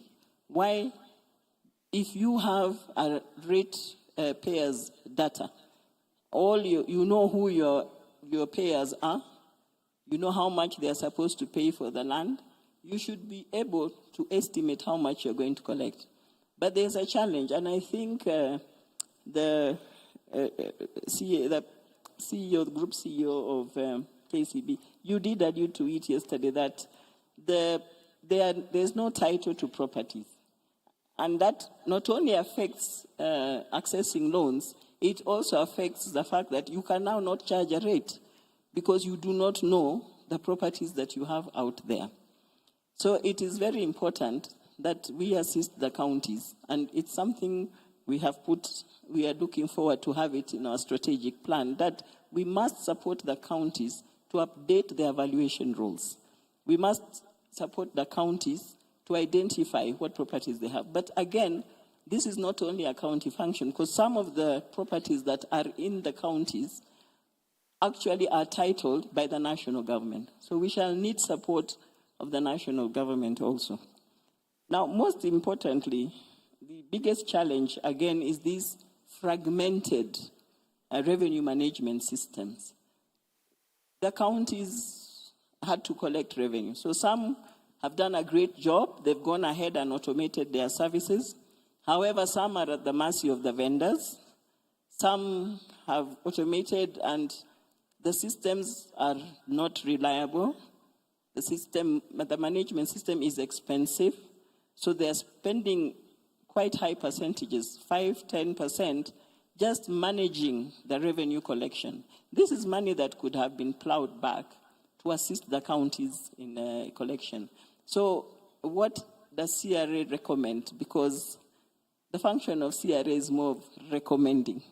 Even the horizontal, the vertical, we recommend. So what happens after that is a function elsewhere. So we are recommending that we have an integrated county revenue management system. In fact, we are requesting the counties to agree with us that though they have their own other systems, when we do have, because the National Treasury has set up a task force to look into how do we have this integrated county revenue management system. Once, because they are also mandated by law. I think the PFM law section 12E gives powers to the National Treasury to develop and design financial management systems. So if we do have an integrated county revenue management system, then the counties can, based on the assessment and the type of system they have, they could adopt or customize their system and onboard the integrated revenue management system. Because this is a system which will assist us in ensuring that we have standards, because by the time Treasury will come up with this system, we are looking at even Public Sector Accounting Standards Board coming on board to assist in ensuring we have standards. The revenue streams may not be the same, but that is the role of CRA to assist in coming up with revenue systems that can enhance the revenue. So what we are saying, if we have this system and the counties agree with it, number one, it's going to be cheaper. In fact, it may not have even a cost implication. Where it is hosted, those are details. But if the counties on board on a system where we are on the same platform, I believe that is going to ensure that we increase the revenues go up. And we want to appreciate the counties that have taken the trouble to automate their services, because through manual processes, as the governor has alluded, we have lost a lot of revenue through that process. So I would recommend that that system should be in place, and that we should be able to all on board, the counties should on board on the system. There's still a lot to say, but maybe we shall discuss as we go along. Thank you, Session Chair. Thank you very much, Chair. That's really, you painted the picture, and I like the 3 points you've raised. One, legislation. Second, you've talked about forecasting, and you've talked of a couple of databases, and then you brought in the technology. I want us to close this topic, but some reflection from Your Excellencies, the Governor of Kakamega and the Governor of Embu, on these potential challenges, but from a solution perspective. What are some of the things we can do to address these challenges as highlighted by the CRA Chair? Yeah, first and foremost, I want to appreciate the proposal of having an integrated county revenue management system, because it provides a platform which will enhance revenue collection, especially in those counties that don't have a digital platform per se. The only issue I wanted to raise, Chair, yesterday the President, of course, confirmed that counties have received the allocation for the month of July, which is very much welcome. We're now looking at a predictable and timely release of monies to counties. And that is something that, as governors, we are very much aligned to that. However, we still have some institutional challenges with the commission, or rather the control of budget. Most of my colleagues here will agree with me that, yes, the monies were released almost 3 weeks ago to the county revenue funds domiciled at the central bank. However, for the counties to get that money, you require a minimum of 2 weeks. So one of the recommendations, which may be a take-home from this conference, is we really need the control of budget to onboard the question of digital transformation. Let's have administrative and institutional reforms at the control of budget office, so that when funds are disbursed with the county revenue fund, we need to have approvals automated, as opposed to having our CECs and chief officers going to camp in Nairobi for the money to be released to counties. Otherwise, I want to agree with the recommendations from CRA, and for me, that's the way to go. Thank you. Thank you. I think the governor has spoken my mind.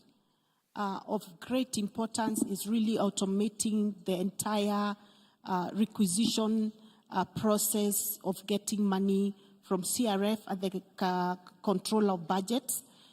The amount of time taken by our officers to go and push for the release of money is a lot of time, and it's also expensive, because these officers must stay in Nairobi and pay for their accommodation while they are pushing for the money. And I think it should be automatic that once we've requisitioned, then the process of approval should be automated, so that we don't have to follow for that money in Nairobi in person. The second thing, obviously, I'm extremely delighted by the proposal by the chair CRA on integrated revenue collection system across counties. And yes, this is a thing that is already is so much needed by the different counties. And you'll find even those that have already automated their system, it's true they're paying a lot of money. And in the cases of us first-time governors, we come and find that the system is not even watertight, it's not safe, and there's a lot of leakages within the system.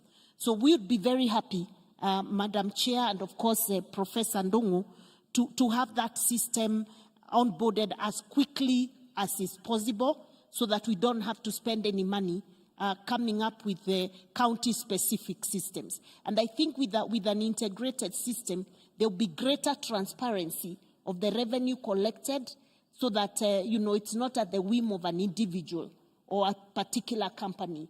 I think that's a much welcome proposal, and should be implemented as soon as possible.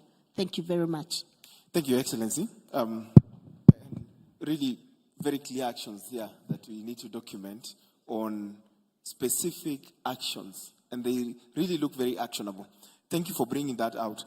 Keith, I'll be coming to you shortly, but before then, I want to go back to Honorable CS, and I like the challenge you brought on broadening the base. It's reflecting across, again, from the feedback from the CRA chair, and the governors take the challenge very well. Specifically, the chair cited the Finance Management Act and Section 12. How can Treasury support devolution, or how can Treasury support devolved functions in performing their task, and especially some of the issues that have come up? What would be the role of Treasury, and how can that be executed? Thank you very much. And indeed, those are very, very good suggestions that are coming up. But let me say that first, at the outset, the role of the National Treasury is actually not to supervise the counties, but actually, more importantly, is to help them or to support them perform the functions that they have been assigned to do by the Constitution. And for us, that is very, very important. And you can see, for example, His Excellency the Governor has mentioned that predictable revenue payments is actually very, very important. And we do recognize that. For example, let me give you an example. In the last just added fiscal year 2022-2023, the National Treasury prioritized the disbursements of all revenues owed to counties before the end of the financial year. In fact, this is the first time in the last 7 years or so for county governments to have all their revenues before the end of the fiscal year. And we even did that to our friends, the MPs, the CDF. And we also did that even to the elderly, the payments, the transfers to support the elderly. We did that. And we argued that it is better to do that because it's going to support our economic recovery process. But I would like maybe to even go back to that to say that, look, counties would like to see how they prioritize their own budgets in terms of placing own revenue, because this is where we are. But we would like also to understand what are the challenges of own source revenue that can be generated. I think, Your Excellency, Madam Cecilia, you mentioned about even tourist sites. For example, we couldn't even come here in Eldoret like yesterday because we could not even have space at the hotels. Even the flights were not a problem. Flights are not, they are exogenous to the county, but at least accommodation was very, very critical. But in an effort to see how we can alleviate budget deficits at county government level, the National Treasury has spearheaded the development of the national policy to support the enhancement of own source revenue. And the policy proposed is to actually enact a number of reforms. And some of them are currently being implemented, but some of them include even bills in Parliament. For example, the Development of County Governments Revenue Raising Process Bill 2023. We also have the National Rating Bill 2023, and this is going to unlock the revenue from property rates. And again, this is what you said, they are low-hanging fruits, and Madam, this is very important for us. These low-hanging fruits need to be picked, but they can be actually be affected once we have passed this bill. And another initiative is actually the policy for automation of revenue collection and management. And I do think that this is function that we can help. The National Treasury, in collaboration with the CRA, the COG, and other relevant institutions, are in the process of developing an integrated resource revenue management system. CRA, you mentioned that. But what we really want is to make sure that all counties use this. The first session that we had here was about digitization. And I can tell you that we have come a long way with digitalization, especially some people like us. But for me, I like it because it forms a very good base for even payment system. And payment system can be used across, even tax revenue payments, the tax revenue payment system has been used. I think this process is going to be very, very important. I'm told it's at advanced stage, and we do believe we are going to get there. We are going to get there because it will give us some strength in terms of how financial management system becomes a cornerstone of an efficient public finance management regime. Because if we don't have this efficient use of resources, adhere to public financial management law, we are not going to get anywhere because resources are always going to be questioned in terms of how they are being used. One of the key PFM reforms is that we want to make sure that we enhance accountability and transparency that is prescribed by use of both levels of government. And that is why the Integrated Financial Management System, IFMIS, has reformed the core of PFM systems so that the budget formulation and even execution becomes quite transparent. And I do believe that we can actually overcome some of these problems by just doing that. But having said that, I may come back to the three of the points that have become quite problematic, because I can point out that because they become a source of failure. Let me talk about the pending bills issue. Some of these have legacy issues, but they arise from liabilities of, that is, because they have legacy issues because they arise from the local authorities that were there before the devolution started. But counties have continued to accumulate pending bills. And we have to resolve this because essentially some of these pending bills that can be verified are actually debts owed to suppliers and even so many of the MSMEs. We need to resolve that. The second one is pension payments. Last week we had 2 days with the relevant Senate committee brainstorming on what we need to do on pension payments. It is actually very sad that only 3 counties in the totality of 47 countries that have no arrears. And we were asking, because we asked the CECs for all the counties to join us, and we had a 3-day session, and we wanted to see what kind of magic and what solutions. And we came up with formidable solutions that we want to make sure that it is done. See, Mheshimiwa Dede said that sovereign debt or public debt is the first charge. By the way, the second charge is pension payments. So it means that the county governments are making a very serious or grave mistake for not remitting the pension dues, because people who retire will have problems. The third problem is the huge wage bill. By the way, if all our resources are going to the recurrent spending, then we have no resources for investments. And so it means that we'll continue to be at the same level or even go below the capacity is going to be constrained. I've always argued, and argued very strongly, even in times of crisis, governments should always allocate resources to the development budget because they raise capacity for future growth.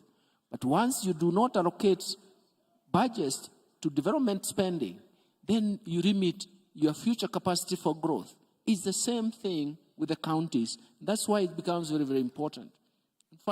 Finally, the financial reporting. And of course, this is occasioned by ineffective internal controls, and this is improper use of prescribed financial management system. So if we observe some of these 4 constraints, we can actually move out of the kind of quagmire we are in at the county level. Thank you very much. Thank you, Honorable CS.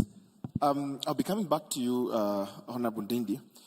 I'll right now to allow Mr. Keith, the Country Director of World Bank, to highlight the approach that World Bank takes when you're identifying the financing and the programs. But most important, how are you measuring impact and the right or the positive change that is desired today? Thank you, Chair. I'd like to begin by saying it is an honor to be up here, representing not just the World Bank, but the whole community of development partners here, many of whom are here today, and almost all of whom have invested in Devolution. Kenya deserves great congratulations for Devolution. This was a risky undertaking 10 years ago, but it has proved transformational. And we in the World Bank, along with others, are very proud that we invested in this early on, seeing the potential it had to redress many of the, not just the political, but the economic shortcomings that were going to pull the country back. In fact, we have made a big bet on Devolution as an institution, and we've worked in every county with a growing portfolio over the last several years. Our total portfolio in Kenya now exceeds 1 trillion shillings, about $8 billion US, and fully 1/4 of that, 2 billion, goes directly to devolved functions, and another 3 billion benefits the counties through multi-sectoral programs that bring benefits to multiple counties at one time. We do this for a simple reason, because we know that we cannot achieve the broader goals that we've agreed with government for Kenya without working heavily at the county level. And those goals are very simple. Number one, to raise productivity and job creation, which are both too low to drive Kenya's next stage of development. Number two, to reduce inequality, which is currently too high to enable the next stage of development. And third, to boost resilience to climate shocks and natural disasters, which are both too high to protect Kenya's next stage of development. And I want to highlight one of these in particular, which is the growing impact that devolution has had on improving inequality. It has the potential to do even more, but we are seeing progress in inequality in Kenya thanks to this dispersion of opportunities, the creation of more nodes of growth, and other benefits that come with devolution. And this is crucial right now as Kenya becomes a middle-income country to avoid an inequality trap. There's always been a spatial dimension to inequality here, and that has always been unfair to those who've been marginalized and left behind. But at Kenya's current stage of development, it is now not just bad for those who are left behind, it will be bad for all of Kenya. So to put it more positively, improving this will be good not only for those who are lifted up, but for Kenya as a whole, because it will help propel its growth. Countries with high inequality experience a lot of interruptions in their growth, like speed bumps in the road. Countries with lower inequality are able to sustain that growth year after year, which is ultimately what helps to drive sustained poverty reduction, innovation, private sector investment, etc. So much of our focus here is focused on leveling the playing field in as many ways as we can across Kenya. We do this through a number of ways, and I just want to highlight some of the results, because the point I want to make here today is that devolution is a very good investment. It's a very profitable investment in development terms. So in productivity, for instance, we put a big emphasis on agriculture, and in particular on improving infrastructure, strengthening value chains, and supporting commercialization. 1.6 million farmers have seen their productivity increase. We've seen productivity jump by 20 to 30% in several products, and 5 million farmers now benefit from regular agro-weather and market advisories. We've also been able to connect pastoralists to markets and to de-risking tools that will help bring more private sector support and investment in these areas.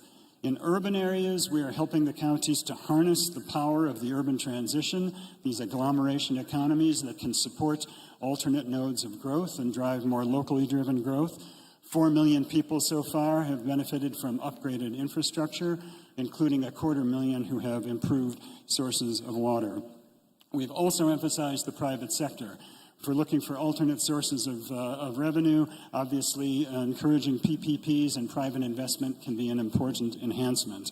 Our private sector arm, IFC, has worked in 9 counties to move on digital government business services and related functions.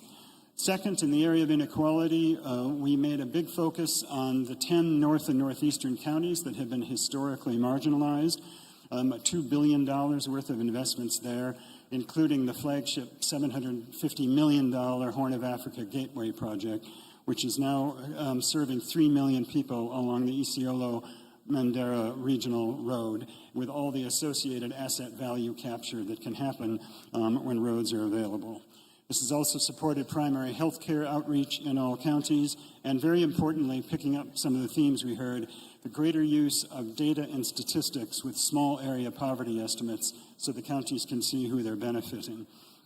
We've also worked, as I mentioned before, in an important area of governance for service delivery. We made good progress working with the counties on strengthening the institutions and systems that are needed, basically the ones that will underpin effective service delivery. But a lot more work needs to be done in this area. Our KUSP project created incentives for counties to put in place the urban governance structures that are envisaged in Kenya's law, and this was to help facilitate delivering greater urban services and infrastructure. But in this next phase, we do need to see the efficiency and impact of spending improve further. And finally, resilience. It is the tragic fact that Kenya will now be subject to a rising number of shocks, both climate and natural disasters. Climate change alone will have an adverse impact on agriculture, on livestock, on fisheries, biodiversity. Climate is a top priority for the World Bank globally, and that goes equally true here in Kenya. We know that water is crucial to this. I was discussing with some of the northern northeast governors this morning who all emphasized water is foundational. It's dropped 50% in the last 30 years here, and so World Bank investments are increasing in this area and are diversifying now to help reduce water insecurity. We're also working through our FLOCA program in 45 counties to help them deliver locally led climate solutions through both institutional and investment grants. And we're also going to start working to protect critical watersheds in a new project that will break new ground. So we've seen great impacts from this wide range of investments that will serve all of Kenya and which we intend to continue supporting along with our partners in the next stage to come, which will be pivotal to Kenya's propulsion to its next stage of development. Thank you. Thank you very much, Keith. So we're wrapping up now. I'll just go back to Honorable Nyoro. In a minute or two, what are the potential enhancements to a legislation we can do, whether is reacting to what the Honorable CS has talked about, challenge on the broadening, or even increasing the threshold. And then we conclude with some reaction from the real person who is in the forefront, and that is one of our excellencies. On all the points we discussed, what's your reaction as a governor being in the front line of service delivery? Thank you very much again. Even before I talk about the laws that we need to enact, it is important that I give some background in terms of figures so that we actually see where we should be focusing on. Because from 2012-2013, up to last financial year, our counties had received from the national government around 3.3 trillion Kenya shillings. 2.9 trillion Kenya shillings of that was the equitable share. And around 370 billion or thereabout was the additional monies, especially conditional grants that we give to our counties. So once you aggregate that, Boniface, then once you check at the aggregate of our counties' budgets, own source revenue only accounts for 8 to 12%, depending on which year you are looking at. And therefore, I think more weight must be on the 89 or thereabout, other than on the others. However, there is still a lot of room for improvement on own source revenue. but I want to concentrate more on where there is more meat than the bone, which is the monies that the counties actually receive from the national government, because history is clear that over 90% has been coming from the national government. As we talk about that, we are talking about also revenue collection in terms of the national government. Why? You cannot talk about county governments in isolation of the mother and father, because all these counties draw from the national government. And in my assessment, what we make as a budget is an element of something. And I don't want to use a lot of jargons. It is an element, or the budget that we make is an element of the wealth of our country. In consequence, we call it GDP. And I'm just trying to answer you in terms of the broadening of the monies that we take to our counties as I wind up with the laws that we need to change. As we talk about GDP in Kenya now, and especially I'm talking to governors for them to also, as I talk about national government, to see where they can actually trickle down in terms of correction of revenue. GDP in Kenya, we count it or we aggregate it. Number one is primary. When you talk about primary GDP or primary wealth or primary production, most of it is in agriculture. And you'll see how there is a contradiction. That in Kenya accounts for around 18.2%. Then, of course, tertiary, which is industry, which currently accounts for 16.2%. Service industry accounts for 65% in our GDP. Now, what is the contradiction? The contradiction is that most of the Kenyans are actually engaged in the primary production, which only accounts for 18%. Most of the own-source revenues of our county governments, from cess to each other, from cess to, not cess the governor, but cess the revenue, is actually money in the primary production. Because primary production is from mining to quarrying to anything else around that. I think our county governments must find a way to also encroach on the other. Because a county government must be able to know, last year how much money did I get on this segment of the GDP? And the contradiction I was talking about is that most of these monies that are collectible by the county government actually comes from the smallest segment of our GDP. In the national level, there are things that we are doing in terms of baking a broader cake. That is why a lot of money has been put into agriculture, primary production in terms of forestry, in terms of we are now logging mature trees, and especially in designated areas. We are currently likely to also lift the moratorium in terms of mining, and I'm sure the county governments are already relating with their own revenues. As I come to the close, a collection of monies, because we are talking about money, both at the county level and the national level, you look at it in 3 dimensions. That is the fiscal dimension, where you craft policies to increase the taxation or the fees or the revenues. Then there is the administration part. The administration part especially is in terms of how much tax, the enforcement of it, the trust of the people to pay that tax, and everything else around enforcement and collection, including digitization. And lastly, as I answer your question, is in terms of legal issues. On legal issues, I would propose to the people, especially our governors, to find a way, and especially the senators, on how we can change our law. Number one, there is a very huge contradiction in how we allocate money. Why? As we talk about this year's equitable share, we are basing it on the audited and approved of 1920 financial year. I think we should go actually the extra mile and not talk about audited and approved, since the entire budget of Kenya is based on projection, and projections are done using science. I think also the allocation, the equitable shares to our counties must also be based on the same parameter. If that was to happen, our counties currently at the same percentage would be receiving close to 500 billion Kenya shillings. At the current scenario, in terms of projection, we are just at 15. But we have to hold our hearts in terms of baking the GDP I referred to, which is the cake, so that instead of talking about 2.6 trillion Kenya shillings in terms of projected revenue, then we enhance that in terms of enlarging the tax base, but also consequent, we also strengthen our state so that we raise our collection of revenue in terms of GDP from the current 16%. If we just do like South Africa, 25%, I'm sure the governors here would be smiling all the way to development. Thank you very much. Thank you very much, Session Chair. I just want to wrap up with an observation. Number one, I agree with our CS National Treasury that the intention of the National Treasury is not to supervise counties. And we want the National Treasury to walk the talk. However, we have a miscellaneous amendment to the PFM Act, which provides for a creation of a committee that will supervise revenue collection by counties.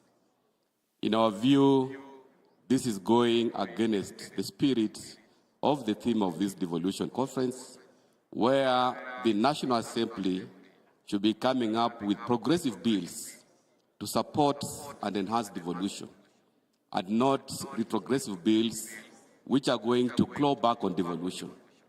So in our considered opinion as governors, that proposal of amending the PFM Act to create a committee that will be responsible for approving revenue collection by counties is not a very good bill, and we are asking our senators in the House to support us. Thank you.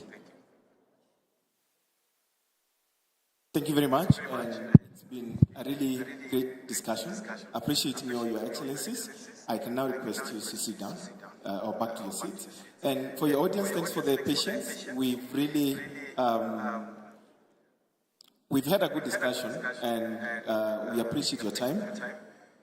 I believe that on record are very actionable proposals that go into future activities or future amendments or future things that you're going to see around devolution. I'm wishing you all a very good session, or the remaining sessions, and the rest of the day. Thank you.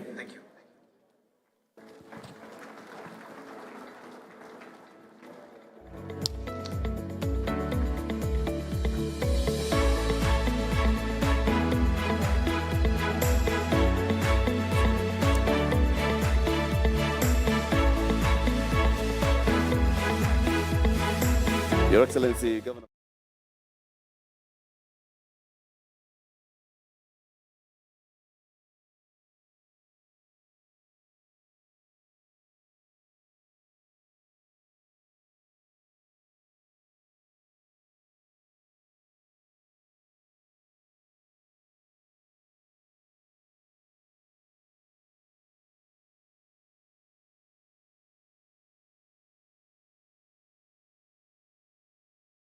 MP for Keharo and Chairperson of the National Assembly's Budget and Appropriations Committee, CPA Mary Wanyonyi Chebukati, the Chairperson of CRA, Mr. Keith Hansen, the Country Director at the World Bank, and our keynote speaker, Paul Russo, the Chief Executive Officer of KCB. Of course, led by the moderator, Boniface Mungania, Director, Public Sector Digital Transformation, Safaricom PLC. Asanteni sana. A round of applause, please, for them.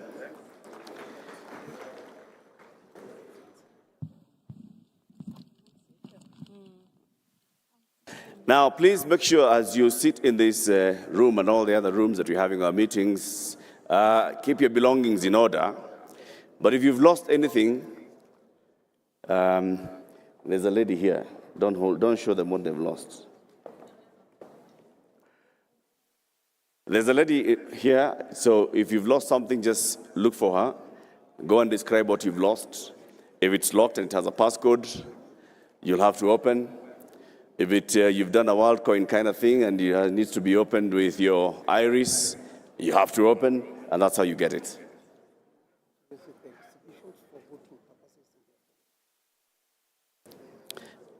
My co-facilitator, Professor Karuti Kanyinga, is reminding me to remind you to please visit our exhibition area. We have many exhibitors. County governments are exhibiting. We have other partners who are also here exhibiting. And we'd like you to go visit each stand, and we want you to please help us judge the best exhibition. So the best exhibitor, look at how well resourced they are, look at how much information they're providing, look at how relevant the information they have is to devolution. And all that, please use that to rate who, in your opinion, is the best exhibitor at this year's Devolution Conference. Ladies and gentlemen, we are waiting for the arrival of our guest speaker, the Right Honorable former Prime Minister Raila Amolo Odinga. He's already in the grounds and he'll be walking in shortly. In the meantime, I'd like you to watch a recap of what happened yesterday, the activities of yesterday. This video summarizes the whole day yesterday. We had very many activities. Kindly watch it. Welcome to day one of the Devolution Conference, with this year's theme being the present and the future. We are here at the Eldoret Arboretum, where a tree planting activity will take place and the unveil of the Wall of Fame.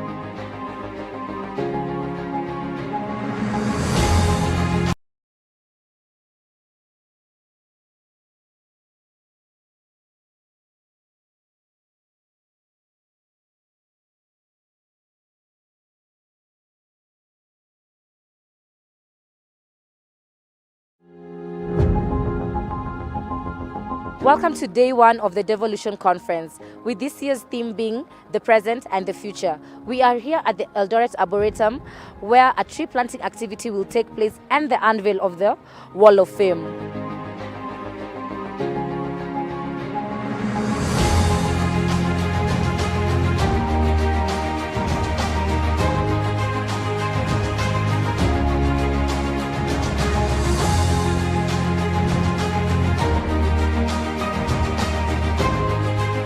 This morning, we are here at this arboretum in Eldoret town, where we are planting trees.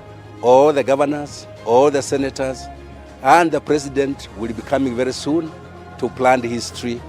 This will be a landmark arboretum which will go into history, marking 10 years of devolution. And as a Council of Governors, we have committed ourselves to ensuring that we achieve the 15 billion tree planting that has been directed by the President by the year 2032. Since March to date, the 47 counties have planted a total of 7.4 million trees across the country.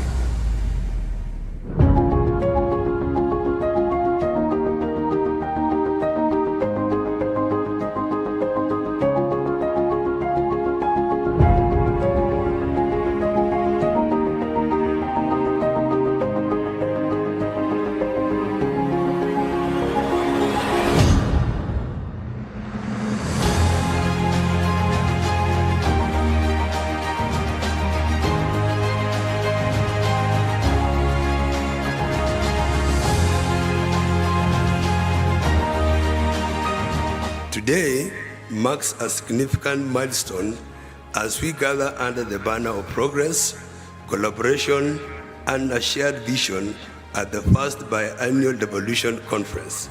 The concept of devolution has led to numerous positive changes that have positively impacted the lives of citizens. As a council, we want to commit to work together with your government to ensure that we achieve the expectations of the Kenyan people.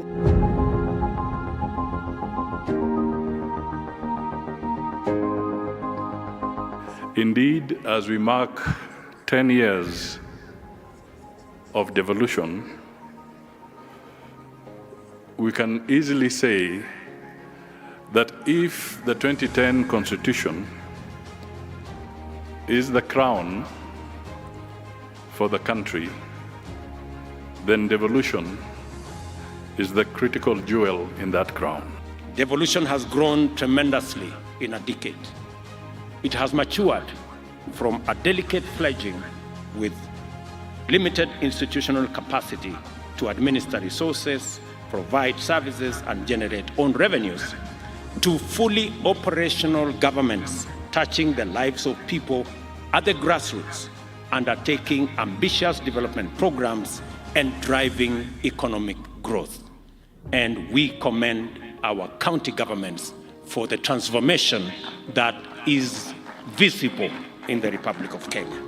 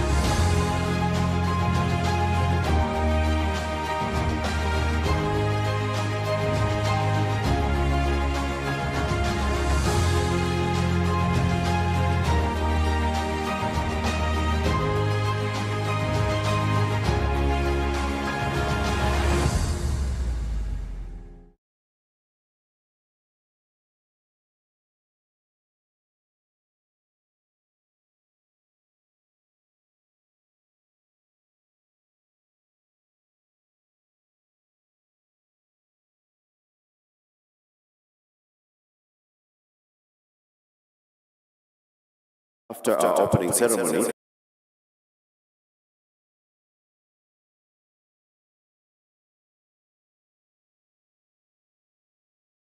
this afternoon, we have several sessions. One is the agriculture sector breakaway section. We have a strong food system for food security and inclusive growth. That's a sub-theme. This session will be moderated by Vinay Vatukuru, Chair of the Development Partners Group, with a keynote speaker being Dr. Agnes Kalibata, President of the Alliance for Green Revolution in Africa. Vinay will have several panelists joining, including Governor Ken Lusaka, Governor Nathif Jama, the Honorable Medeka Linturi, the CS for Agriculture, Senator James Kamau Murango, David Gosney, USAID Mission Director, Tito Arunga, Lead FAO Agribusiness and Inclusive Value Chains, Michelle Kagari, Global Director, One Acre Fund, and Talash Hujbaz, who's the CEO in Sectipro. That will be the agriculture sector breakaway session this afternoon. The other breakaway session will be on the health sector and looking at the issues of celebrating a decade of county-led health service delivery, lessons for the future. It's important to look at where we've come and how far we still have to go. This session in the afternoon will be moderated by Liz Ntonjira, who's a communications expert, Malaria No More. The keynote speaker in this will be the Honorable Ruchika Singhal, the International President, Medtronic Labs. This session will be chaired by the High Excellency Governor Gladys Wanga, who's the Vice Chair of the COG Health Committee. There will be several panelists, including the Principal Secretary in the State Department for Public Health and Professional Standards, Rita Okude, the Executive Board Chair of CarePay Kenya, Caroline Bindio, the CEO, Amref Health Innovations, David Munyendo, the CEO, Christian Blind Mission, Dr. Susan Ontiri, Country Director, International Center for Reproductive Health, Harriet Kongin, the Policy and Strategy Advisor, UNAIDS, and Brian Retman, who is a PEPFAR coordinator for Kenya. This will be the health sector breakaway session, which will be taking place also this afternoon in one of our breakaway rooms. The other one will be the water, forestry, and natural resources management breakaway session, which will also be this afternoon, moderated by Jason Oyugi, who is a USAID STAWI program. The keynote speaker will be Festus Ngeno, the Principal Secretary in the State Department for Environment and Climate Change. The session will be chaired by Governor Andrew Modime, who is the chairperson of the Water, Forestry, and Natural Resources Management and Governor of Taita Taveta County. The panelists in this one, Dr. Wilbur Otichilo, the Governor of Vihiga and the Chairperson of Environment and Climate Change Committee of the Council of Governors, the Honorable Ali Sohome, CS, Ministry of Water, Sanitation and Irrigation, Senator John Medho Mohia, Chairperson, Senate Standing Committee on Land, Environment and Natural Resources, Dr. Chris Kipto, the Principal Secretary in the National Treasury, Ms. Amanda Robertson, WASH Team Lead at USAID Kenya, Dr. Sam Kareithi, the Country Director at Gatsby Kenya, Cindy Kobe, the Community Advocacy and Awareness Crown Trust, and Dr. Philip Kisoyan, who's a lead natural resource governance. This will be the water, forestry, and natural resources management breakaway. The youth breakaway session will be the other breakaway session this afternoon. The theme will be empowering youth for inclusive economic growth, the role of the bottom-up economic transformation agenda in Kenya, to be moderated by Ms. Wanjohi Njoroge, and the keynote speaker will be Mr. David Bagenda, who is the country director, MasterCard Foundation, Kenya. The session will be chaired by Governor Simon Kachapin, chairperson of the COG Gender, Youth, Culture, Sports, and Social Services Committee.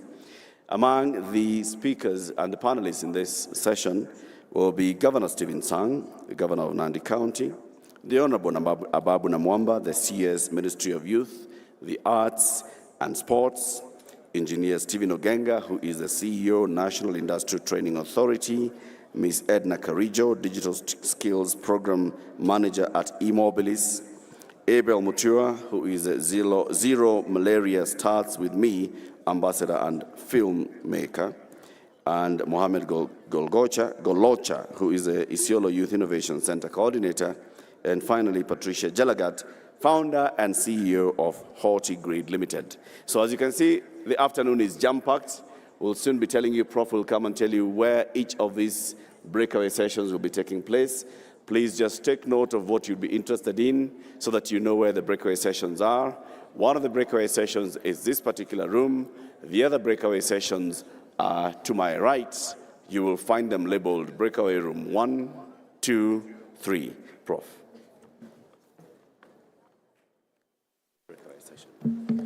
Thank you very much, Latif. This is where the breakaway rooms will be taking place. The breakaway group on celebrating a decade of county-level health service delivery, lessons for the future, will take place inside this tent.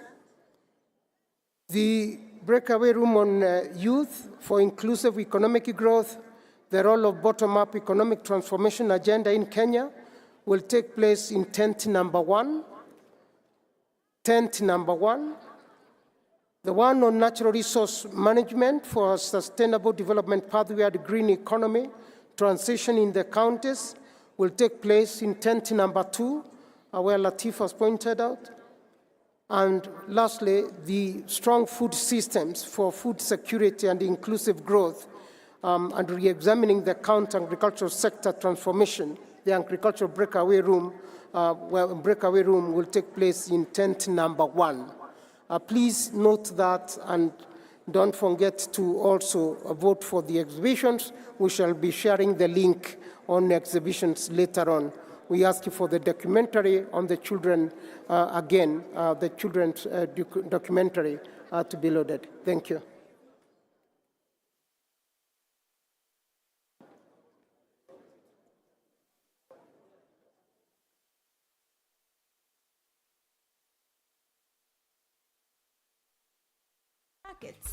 These facilities include designated play areas, child-friendly restrooms, and safe spaces for children to engage in age-appropriate activities while their parents or guardians work. In the next 10 years, I believe that Kenya will be much better than it is right now. And here is what the children want our county government to do. And I would like my governor to help those children who need.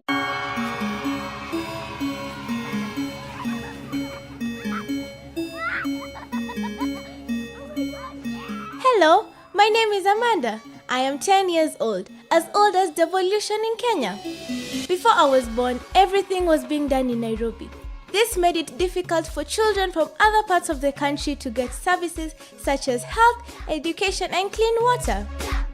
But when making the 2010 Constitution, Kenyans, including children, said it is important to have services available to everyone and everywhere. So, the country was divided into, can you guess how many counties? Yes, 47 counties as shown on this map. In 2013, during the general elections, Kenyans voted for their first governors, deputies, and MCAs. So this year, all county governments are 10 years old, just like me. On health, counties have made it easy for us to get healthcare. It is easy to get doctors, nurses, and medicine in clean and well-equipped hospitals. Mandera County, for example, has made efforts towards improved access to maternity services, increased referral hospitals from 1 to 3, and constructed new modern maternity wards. Nakuru County constructed a new 250-bed maternity wing at the Nakuru Level 5 Hospital to meet the demands for safer deliveries and provide specialized care to children born with complications. My younger brother got his jab to protect him from polio and TB. The areas in which these children can't get access to vaccination, so it has been a really great impact to children so that they can get immunized at school. We have a lot of areas where it is the risk of the children getting sick is very high, and since the vaccination program came, the risk was getting a bit low. How many of you have been vaccinated from polio and TB? All of us. Awesome! Can we give a clap to the county government? Thank you.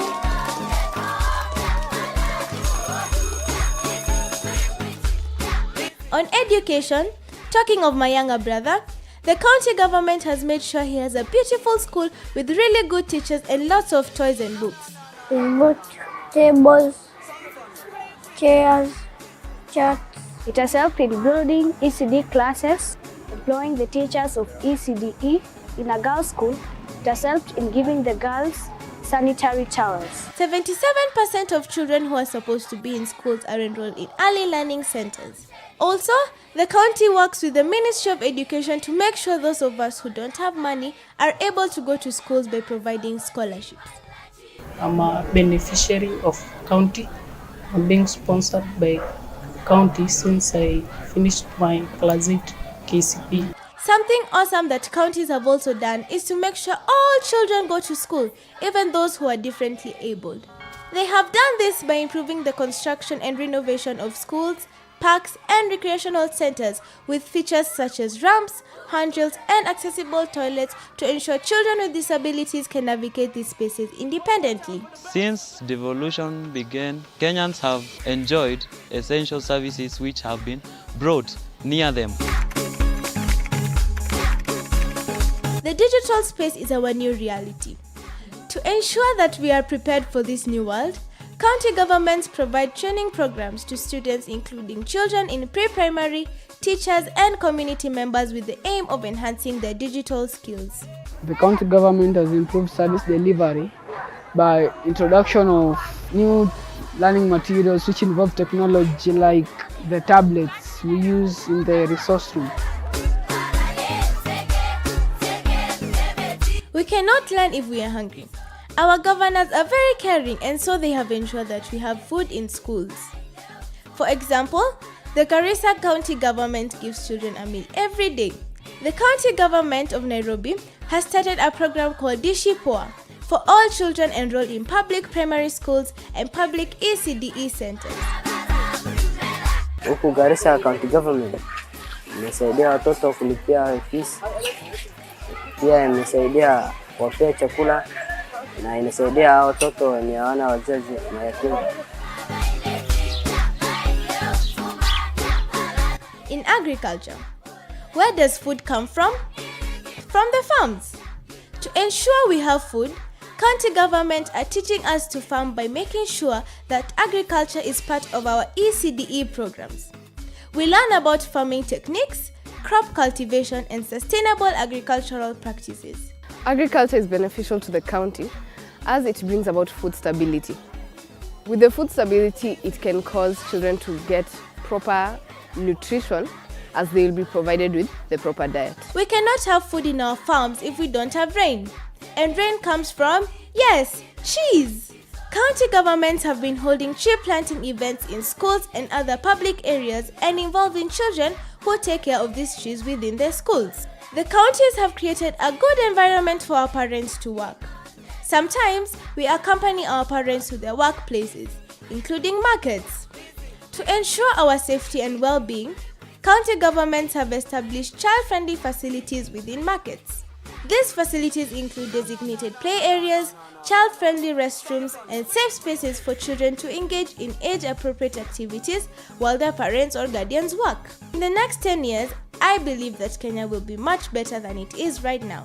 And here is what the children want our county government to do. And I would like my governor to help those children who need a lot of assistance. For example, those who need scholarships and food provided for them. We need a road that lead to the school. That road is really not good. It becomes pathetic when it rains. What I want my governor to do for children is to allocate more funds for local talent support. What I would like my governor to do is continue with that good work and keep on helping the children, especially the street children. I am requesting the county government of Homa Bay to provide sanitary towels for the girls in school. I would like our governor to improve the infrastructure, by giving our children better education and building better hospitals. Devolution holds immense potential for the realization of our children's rights.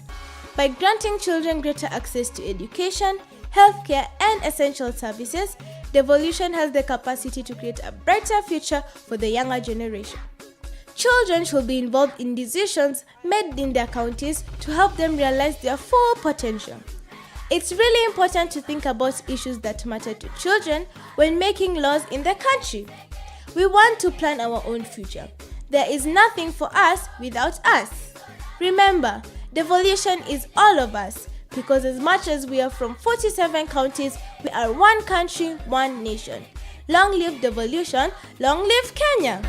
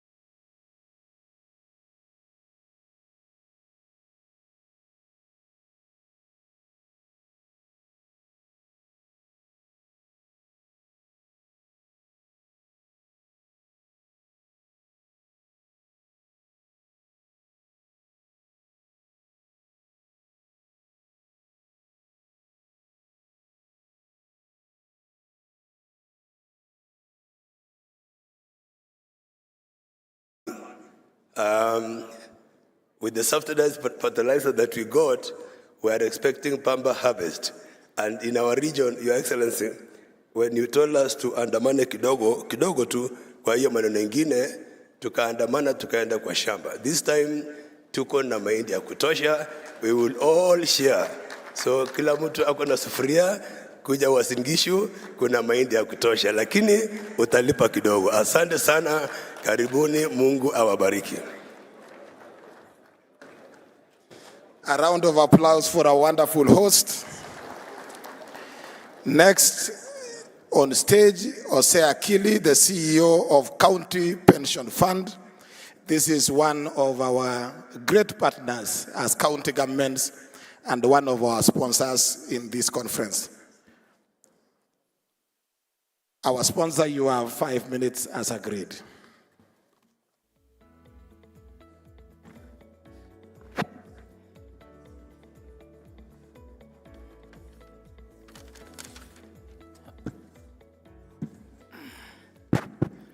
Thank you very much, Moderator, Your Excellency Governor Sang.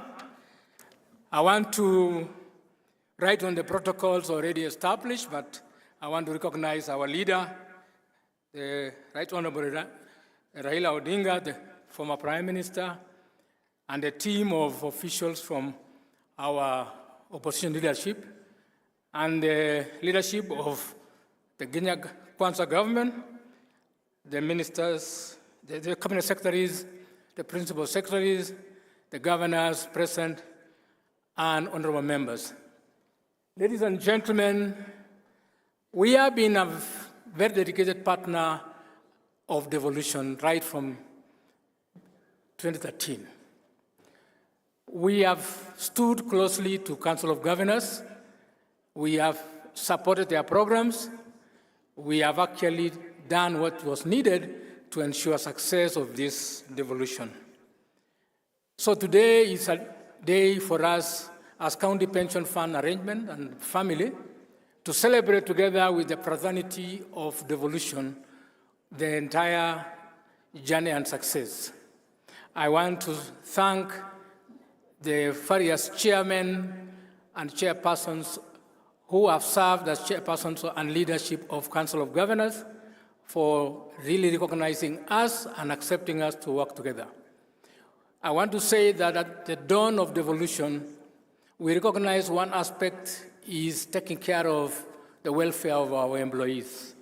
And we started the journey with only one member. Just like the Chinese say, the first step begins with, the long journey turns out in one step. We began with the first member of the County Pension Fund, and I want to say we celebrate our 80,000 member this year, because that is the journey we have made, and the growth of our fund has been tremendous. With the support of the counties, 47 of them, we've grown the fund to over 40 billion and growing at the rate of 5 billion every year. We could have done better if we had the full support of all the 47 governors. I want to request the governors who have not fully supported the fund to do so. Yesterday, I remember hearing the president talking very well about savings, and he said it is going to be the engine of growth of our country.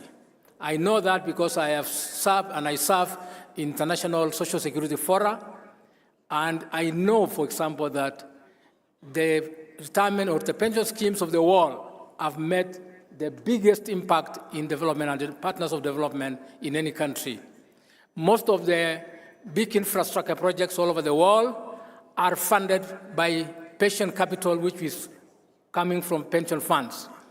Kenya should not be left behind, and in particular, counties should be the first one to utilize their own pension funds. So by supporting County Pension Fund, you are going to aggregate resources which can then be brought back. How do we propose now that we are here to go forward? We are willing to partner with each county which is willing to commercialize their infrastructure development and create a partnership between us and themselves. And all we require is for you to create a pipeline of bankable projects. We are standing in we have an association called APTAC, or Association of Pension Trustees and Administrators of Kenya, where we congregate as pension schemes in Kenya. And through that arrangement, we also partner with the regional pension funds within our different countries in this region. We have actually been able to come together, and we are able to then come back and aggregate and build a big portfolio of investments. But to do that, we've got to have security for the members' money. Our money must earn adequate income, and therefore we talk about bankable projects. So we require, too, that we have to have no challenges of default of payment for those projects. I want to say across the border here in Tanzania, NSSF of Tanzania, with partnership with the government of Tanzania, built a magnificent bridge called Kikamboni across the highland into the mainland, and it was done by the pension fund of Tanzania. They have equally done the chambers of National Parliament in Dodoma, and even a university called UDOM, which is a 50,000 university, all built by pension funds.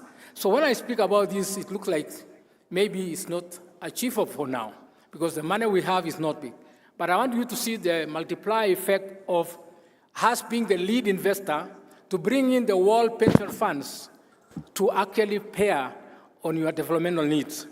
Next year, early next year, we have our annual International Pension Conference. And we are going to invite the pension funds of the world to come to Kenya and look at opportunities in this country. So I want to extend an invitation as the president of APTAC to our counties to partner with us so that we arrange that conference. And I can see we have our development partners led by the American government. We will be wanting to partner with the big funds, pension funds in the US, like the Calbas and the Canadian pension funds, the European pension funds. We want to bring them to Africa so that they can actually work. But to do that, we require you to structure a situation, a structure whereby the repayment of those investments should be ring-fenced and deducted directly at the central bank from your CRF accounts so that we don't have any risk of default. If you do that structure, I assure you, governors, we are willing to be your transaction advisors in some of these projects. And I want to say to begin, we are already having conversations with a few counties to develop their county headquarters. And we, of course, require the currency we work with. Which is a currency? It is employees coming to our pension fund. Thank you very much for listening to me, and we look forward to a good partnership.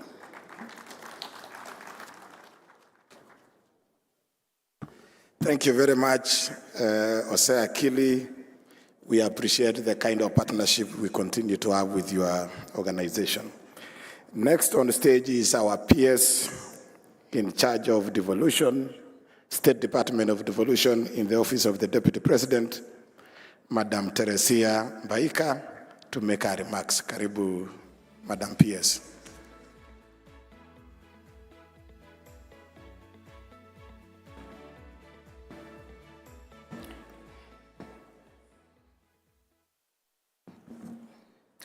Thank you very much.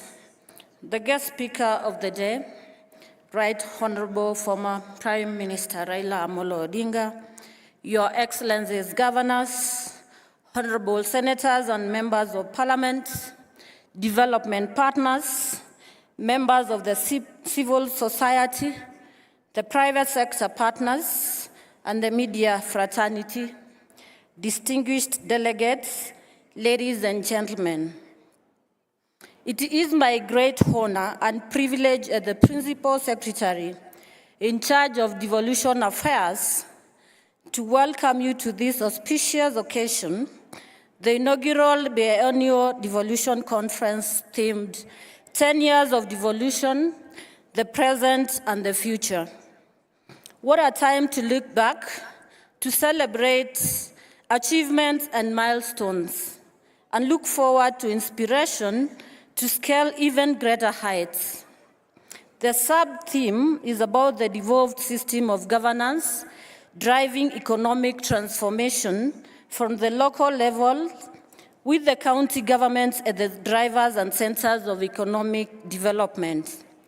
Right Honorable, this is bottom-up economic transformation agenda reloaded.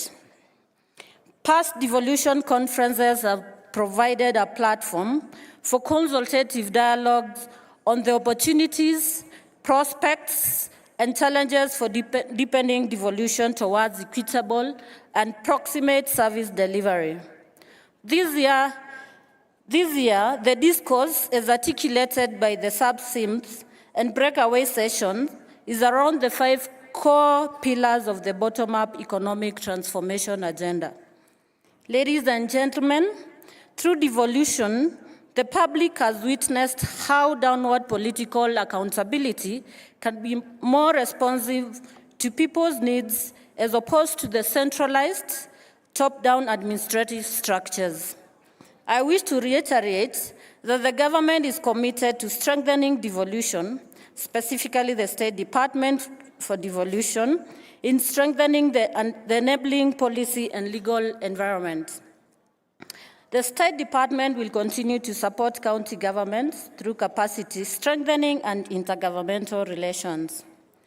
Ladies and gentlemen, several initiatives are ongoing that bolster national government's commitment to devolution. These include the finalization of the valuation and transfer of assets for all the devolved functions, completion of the unbundling and the transfer of all devolved functions. Additionally, the Cabinet has adopted the Kenya Policy on Public Participation. This policy is based on the need to achieve the constitutional imperatives on public participation, hence the need to set standards and provide the mechanisms for coordination of public participation at both levels of government. These initiatives, among others, will go a long way in strengthening the capacity of county governments for improved performance in delivery of service. Ladies and gentlemen, 10 years of devolution and the achievements give us all a reason to celebrate, but importantly, the credibility to blow our trumpet. Devolution has been transformative. Just to mention a few, money and resources are going to places they never used to. Citizens are engaged with the development and governance processes, and more so demanding accountability. And services have moved closer to the people. The fact that we are in Eldoret for a national event is a testament to that the country is visibly and tangibly different than it was in 2010, when all roads led to Nairobi.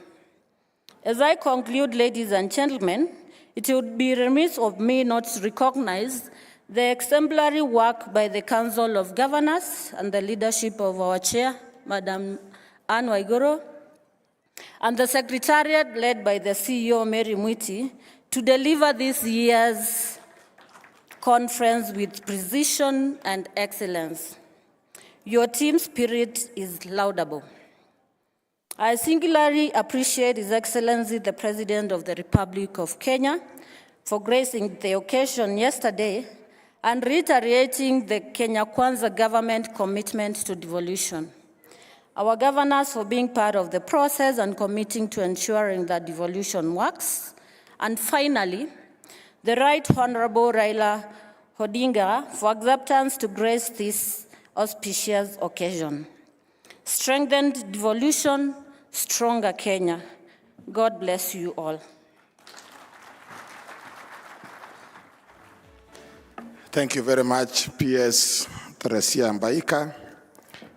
Next is a presentation on the status of the action points from the 7th and final annual devolution conference and the introduction of the devolution steering committee by our very own Governor FCPA Ahmed Abdullahi, the CEOG Vice Chair.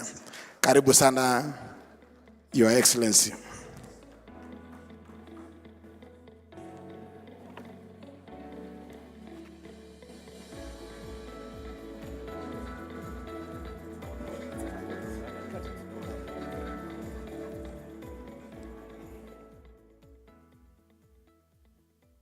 Our chief guest for today, the Right Honorable Raila Amolo Odinga. Excellency Governors, Honorable Senators, the CS for National Treasury who's here, distinguished participants, ladies and gentlemen, good afternoon. On behalf of the Steering Committee of the 2023 Devolution Conference, it's my sincere pleasure and honor to welcome you all to this remarkable conference whose overall theme is 10 years of devolution, the present and the future, and the sub-theme, driving transformation from local level, county governments at the center of economic development. This is the 8th devolution conference, but it's the first biennial devolution conference. The decision to host a conference once 2 years arose when we established that there is need to give ourselves ample time to implement the resolutions that arise from the conference. It's been 10 years since the devolution journey in Kenya began. Some of us are pioneer governors, while others joined the family of devolution in the last general election held a year ago. All of us have witnessed the benefits of devolution, but have also felt and experienced some of the challenges. It will be remiss of us to move forward without taking stock of the good and the bad.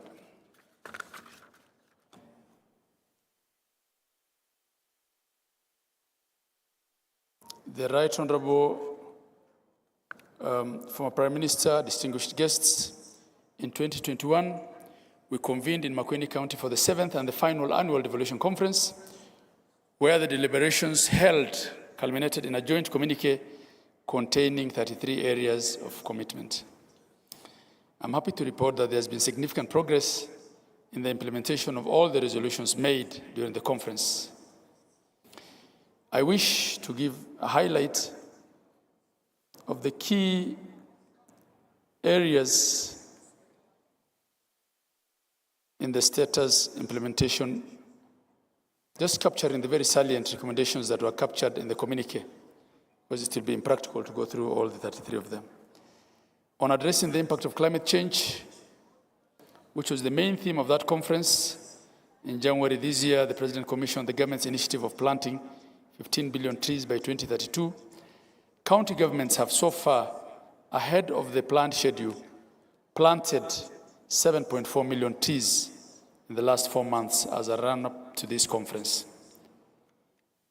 46 counties have enacted climate change acts, policies, and regulations,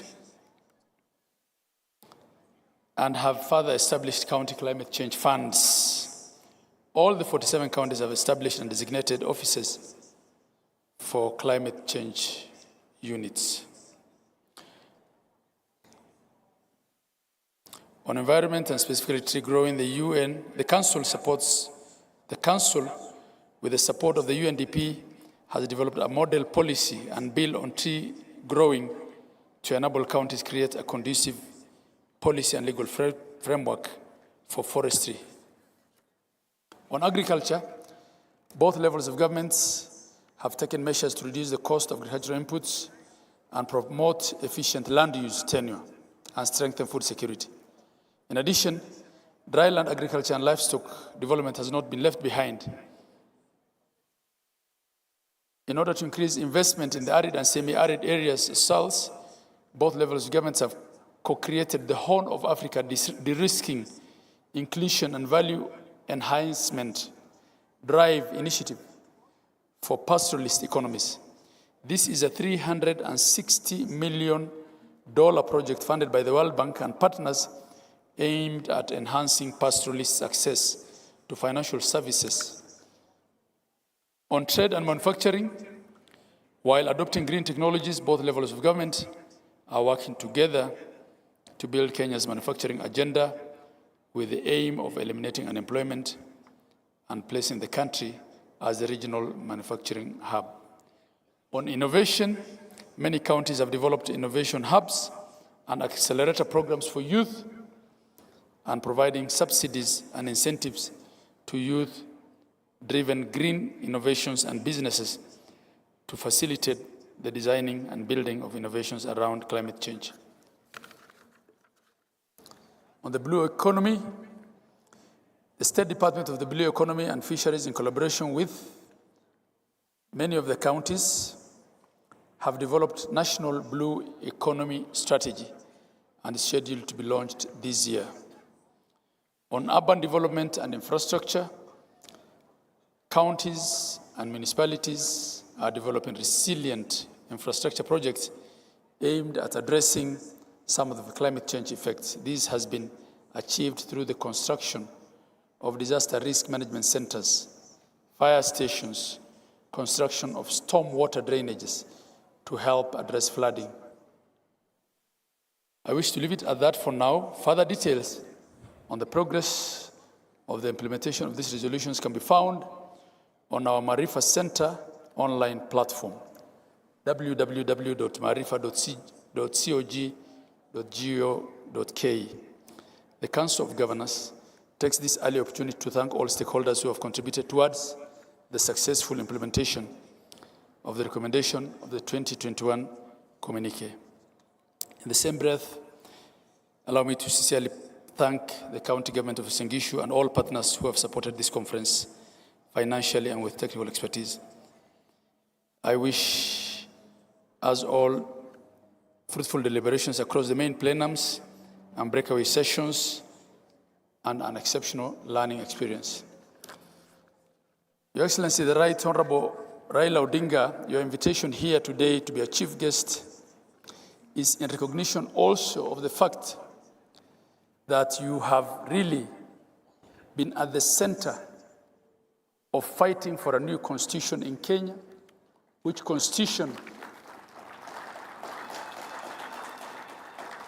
enabled us to have devolution. We don't take for granted the effort and the struggles that you have taken in your political life to get us as a country to where we are, and we will always and forever appreciate that as a country. I thank you all.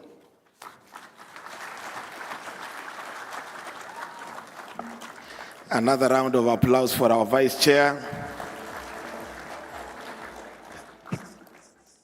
The steering committee, we really want to appreciate. Can we have all the steering committee members to stand?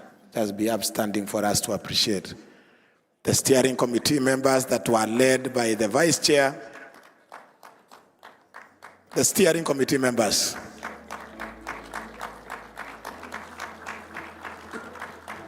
Let us appreciate them. Let's appreciate them. Thank you so much for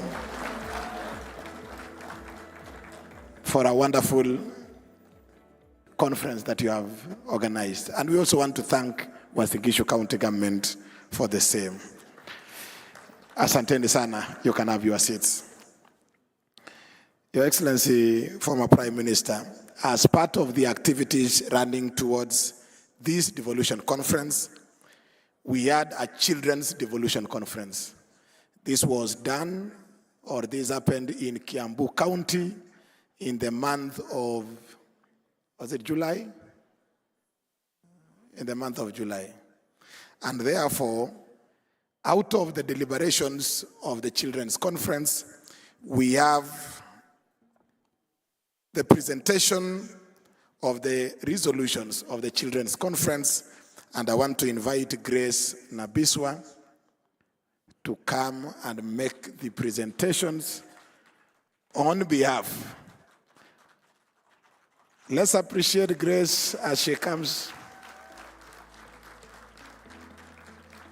So we had a wonderful, and we want to thank Kiambu County Government, led by Governor Kimani Wamatangi, for a wonderful support that you gave the Children's Devolution Conference. Grace Nabiswa, the floor with your colleague, the floor is yours for you to give us the resolutions. Karibu.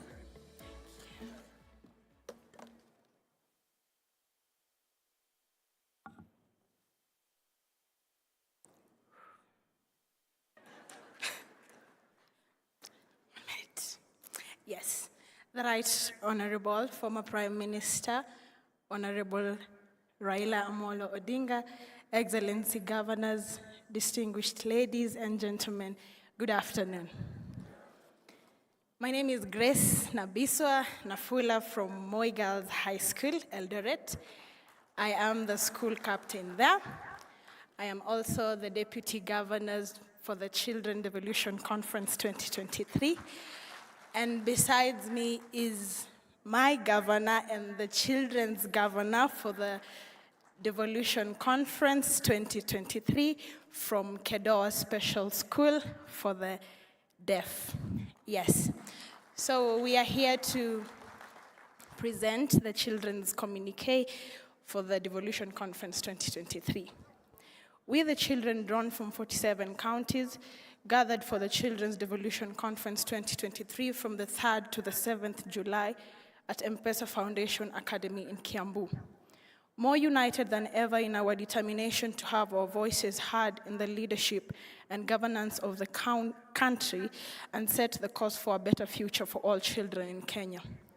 Appreciating the efforts of the national government and county government in improving the lives and ensuring we enjoy our rights as stated in the Constitution of Kenya and other international laws and statuses, in particular the United Nations Convention on the Rights of the Child, UNCRC. Recalling our previous children's devolution conferences and pronouncements in relation to children's issues, as well as the vision of the Children Act 2022. Noting the need for government and non-governmental stakeholders to make progress to ensure inclusive and equitable quality education, including vocational education and promoting lifelong learning opportunities for all resilient, just, and prospering societies. Deeply concerned by the alarming cases of harmful cultural practices and teenage pregnancies leading to the dropping out of young girls from school. Firmly denouncing all forms of violence against children, be they physical, emotional, sexual, economical, social, cultural, or otherwise. Stressing the need for a robust multi-stakeholder engagement on the implementation of child protection strategies for sustainable development agenda in the country. This will include consolidating efforts, resources, and mainstreaming of child protection agenda in national and county development plans. Accordingly, we call upon both the national government and county governments to take the following concrete steps. On devolution and children's rights, review all laws and policy to ensure universal access to children's rights, leaving no one behind, especially teenage girls who fall pregnant while in school. Establish a Children's Council of Governors comprising of children governors for each of the 47 counties. Provide professional counselors in every school to ensure mental well-being of both the learners and the teachers. Additionally, provide medical cover for the learners in primary schools as it is in the case for learners in secondary schools. Review the Public Finance Management Act 2012, Section 137(1) to provide for children's representation in the County Budget and Economic Forum, CBEF. Replicate the school feeding programs in Mombasa and Nairobi across all counties to ensure access to school by all the learners. Ensure advocacy on safety and security of children living in conflict-prone settings so that they enjoy their rights such as access to safe and quality education and healthcare services. Guarantee access to justice for all children and expedition of cases in the justice system involving children. We further call upon justice actors to ensure strengthening of accountability mechanisms to bring perpetrators of violence against children to justice. On child participation in governance, sensitize and popularize the Kenya's Children Assembly as a platform of airing and sharing children's views. Organize sensitization forums for the children on the Children's Act 2020 so that we can understand our rights and obligations. Engage children in charitable children's institutions before the next Children Devolution Conference and share a plan on where children with no families will be placed. On inclusivity for all children, through the relevant ministries, develop legal framework to obligate governments to provide accessible infrastructure and services to ensure friendliness of facilities and services to children with disabilities. Provide essential personalized services and up-to-date equipment and materials for the learners with disabilities to realize their right to education. This includes, but not limited to, talking calculators, braille machines, walking sticks, wheelchairs, among others. On talent development, devolve the Talanta Hela program to all counties to support talent development. Further, the national government to provide equipment and facilities for children talent development at the local level. Inclusion of all children in the talent development programs by the private sector institutions such as Women in Technology program and the Chapandimba. On environment and climate change, we reiterate our commitment to protecting the environment and call upon everyone to take personal responsibility in the mitigation of the effects of climate change. We call upon the national and the county governments to involve children and invest in renewable energies, green and blue economies, as well as other modern energy technologies such as electric vehicles and bicycles. We commit as children to contribute to the national campaign on growing 15 billion trees during our time in and out of school. Kenya Institute of Curriculum Development and other relevant stakeholders to develop a strategy on integration of climate change education into the curriculum.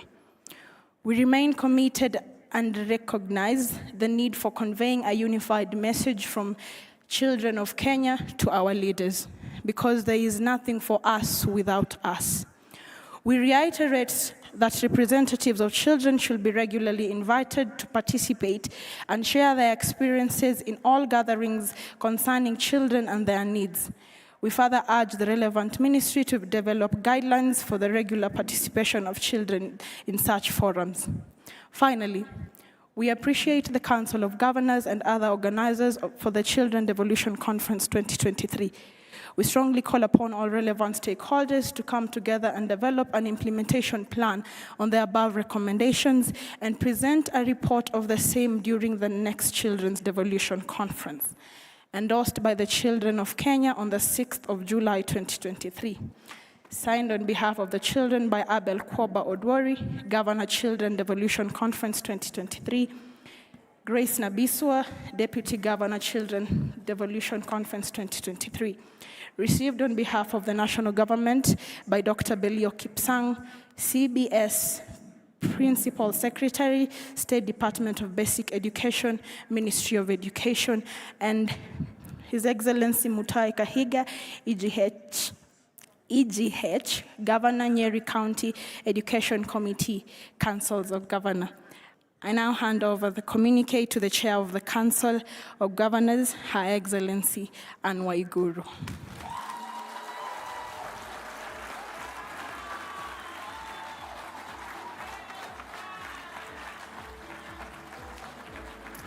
Let's appreciate the governor and the deputy governor of the Children's Devolution Conference as they present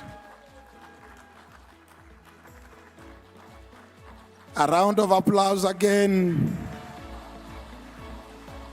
Those who can be able to do it by sign language.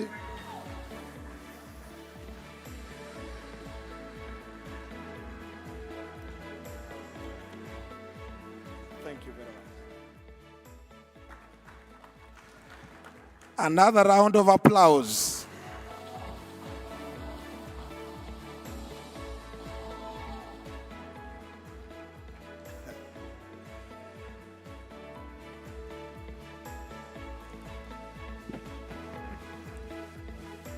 Let them have the opportunity to shake the hand of the chief guest.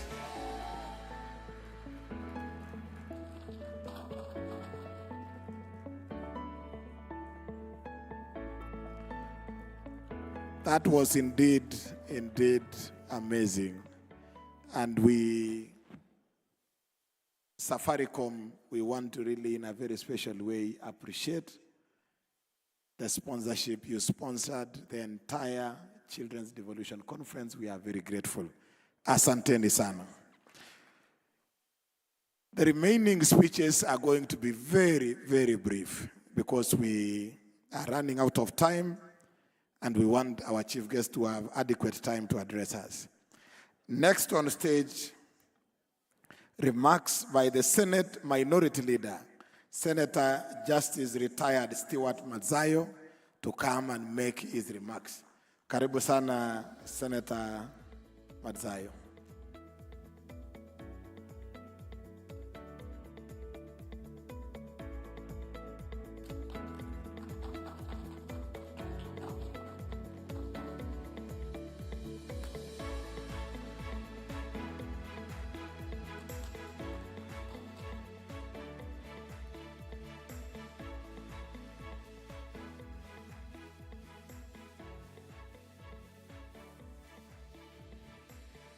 Our chief guest for today, the Right Honorable Prime Minister Raila Amolo Odinga, Cabinet Secretaries, His Excellency the Governors, my principals, colleagues of the Senate, all protocol observed, ladies and gentlemen. It's a pleasure to be here today to meet and interact with you, honorable members, as we discuss our adequate financing for county governments for efficient services delivery. This meeting is very important as it accords us the opportunity to reflect on the devolution story, having walked the devolution journey for the last 10 years. And I'm glad to be part and parcel of that journey since it started 10 years ago. Let me confess that I'm happy to have the Right Honorable Prime Minister Raila Amolo Odinga present as the chief of guests today.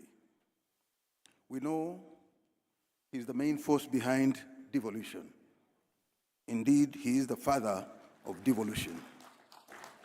We owe him a great deal for advocating tirelessly despite facing pushbacks along the way.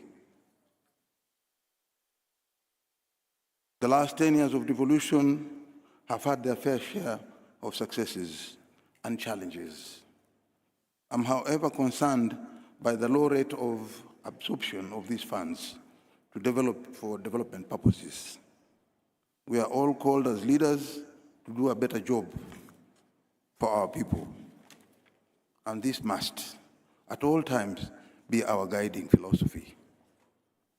We should spend the entire allocation on development positively, contribute towards the country's growth and service delivery.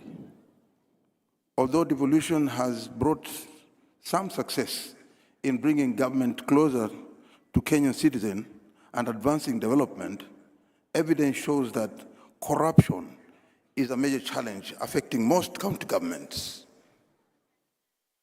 It is indeed my humble appeal that we should expose corruption and fight it out. In conclusion, I want to emphasize that the spirit of devolution in Kenya is not about two levels of competing, but complementing each other for efficient and effective service delivery to the citizens.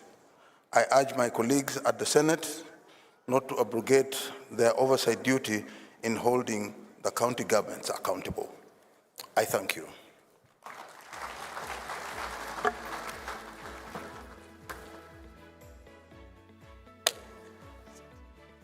Another round of applause for Minority Leader, Senator Madzayo. Next, remarks by National Assembly Majority Leader, Honorable Kimani Ichung'wah, and on his behalf, the remarks will be made by the Deputy Majority Leader, Owen Baya. Tumpigie makofi tafadhali.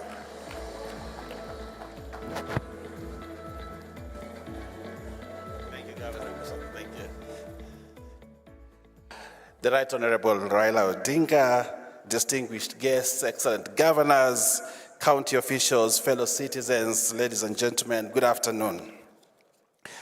As we gather here today to commemorate a decade of devolution under the theme 10 years of devolution, the present and the future, driving transformation from the local level, we stand at a critical juncture in our nation's journey. Devolution has been a cornerstone of our efforts to bring governance closer to the people, empower our counties, and catalyze economic growth from the grassroots up, that is bottom up. It has enabled the circulation of resources and funds at the local level, leading to improved infrastructure, enhanced livelihoods, and the realization of a brighter future for all Kenyans. Ladies and gentlemen, this conference takes place at a pivotal moment as we gather here today. For the first time in 10 years of devolution, the national government has disbursed all funds due to counties before the closure of the financial year. This speaks volumes of the commitment of the national government to the growth and development of our counties. With this significant stride, county governors are now better equipped than ever to deliver essential services to the people of Kenya. This achievement underscores the national government's dedication to the welfare of all Kenyans and sets the stage for tangible progress at the grassroots. However, this is also a moment that demands greater accountability and transparency from our county leaders. It is imperative that county governors understand that this moment is not an opportunity for mismanagement of public funds or personal enrichment. It is a moment to channel resources towards the development of our regions and the empowerment of our citizens. This is not a time for the construction of opulent mansions or the establishment of personal fiefdoms. Instead, it is a time for governors to uphold the trust that the people have placed in them, to prioritize the needs of their constituents, and to serve with integrity and purpose. Ladies and gentlemen and fellow delegates, while the national government has shown its commitment to empowering counties, we must also address the need for a balanced system of checks and balances at the local level. Just as our national parliament operates independently from the executive branch with its own budget, it is time to extend a similar level of independence to our county assemblies. The initiative to grant county assemblies financial autonomy is a vital step towards strengthening their oversight role and ensuring that they can fulfill their mandate without fear or favor. By granting county assemblies financial independence, we empower them to exercise their oversight functions in a robust and impartial manner. This independence will enable them to hold the county executives accountable for their actions without succumbing to undue pressure or intimidation. It will also foster an environment where transparent governance thrives, where accountability is upheld, and where the people's interests are truly served. Ladies and gentlemen, even as we celebrate our achievements, we must confront the shadows that dim our progress. It is with a sense of urgency and responsibility that we must address the issues of stalled projects and underutilized county projects.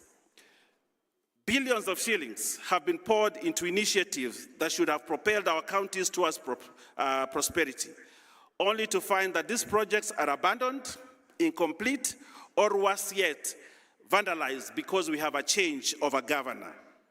This is a stark reminder that we cannot rest our laurels. We must take action to rectify these shortcomings. The 2021-2022 audit report by the Auditor General paints a concerning picture. We have seen counties spend significant sums of taxpayers' money on projects that lie dormant, lacking the transformative impact they are designed to deliver.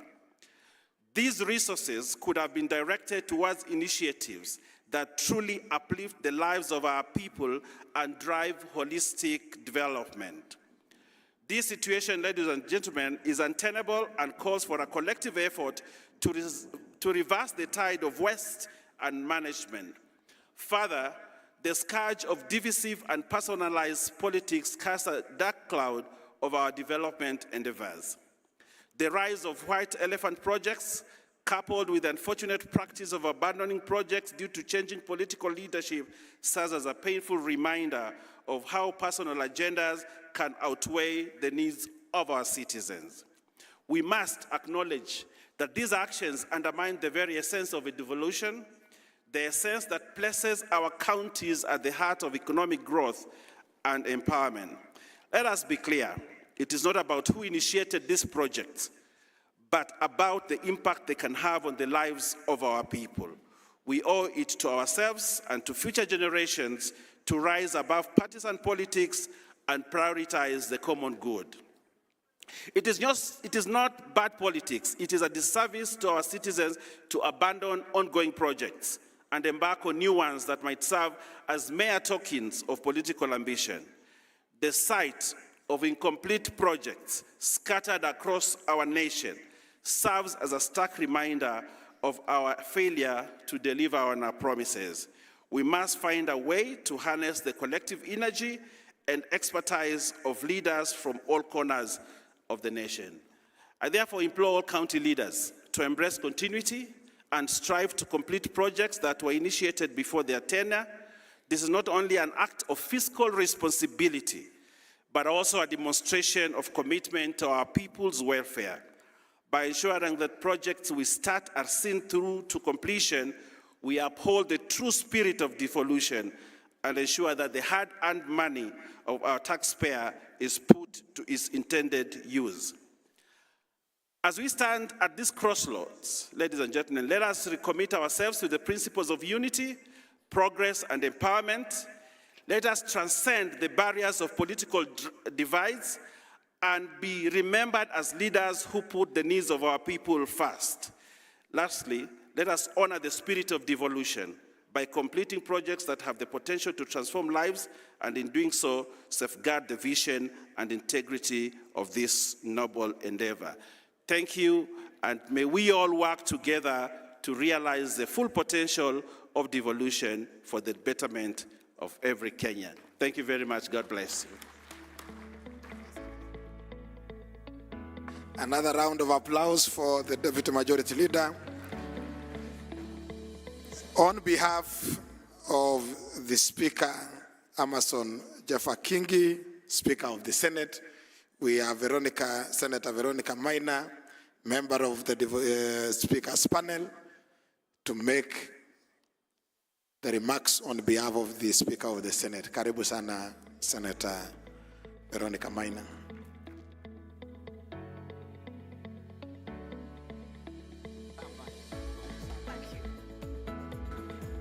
Thank you very much, Governor Sang.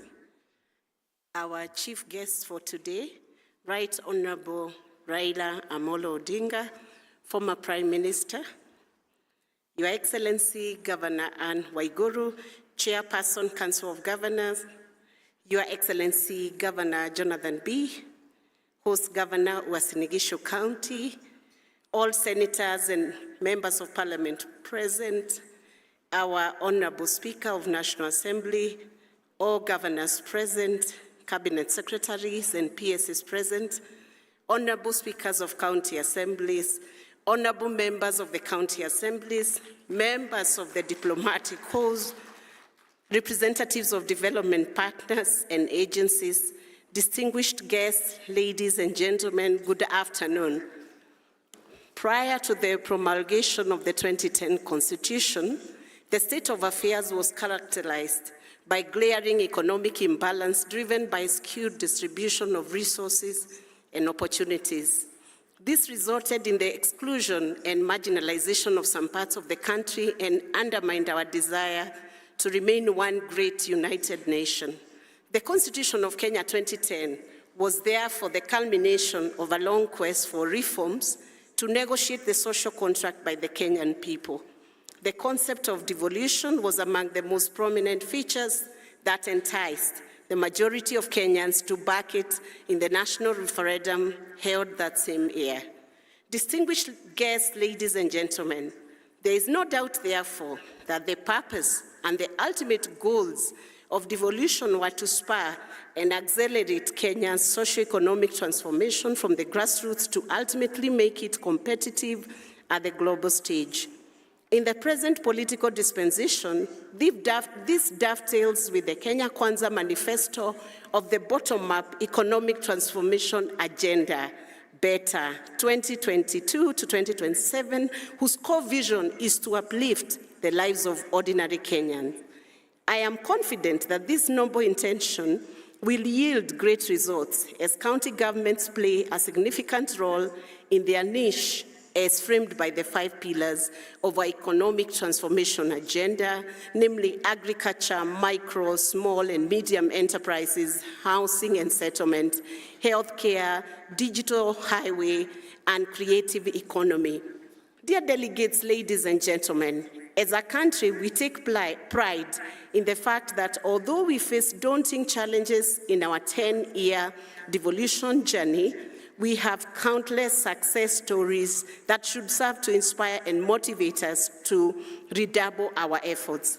Dividends of devolution are now notable and conspicuous, with massive improvement in road networks, infrastructure in our healthcare system, modern stadiums, markets for fresh market produce, and more business and employment opportunities created for Kenyans. While we applaud these commendable achievements, we continue to face a myriad of challenges that have undermined the full potential of our devolved units. Article 175B of the Constitution envisages availability of adequate funds as a key pillar of the endeavor by devolved units to govern themselves and render services to Kenyans. To this extent, it is anticipated that both the national government and county governments would work in concert to establish reliable sources for revenue for the implementation of devolution.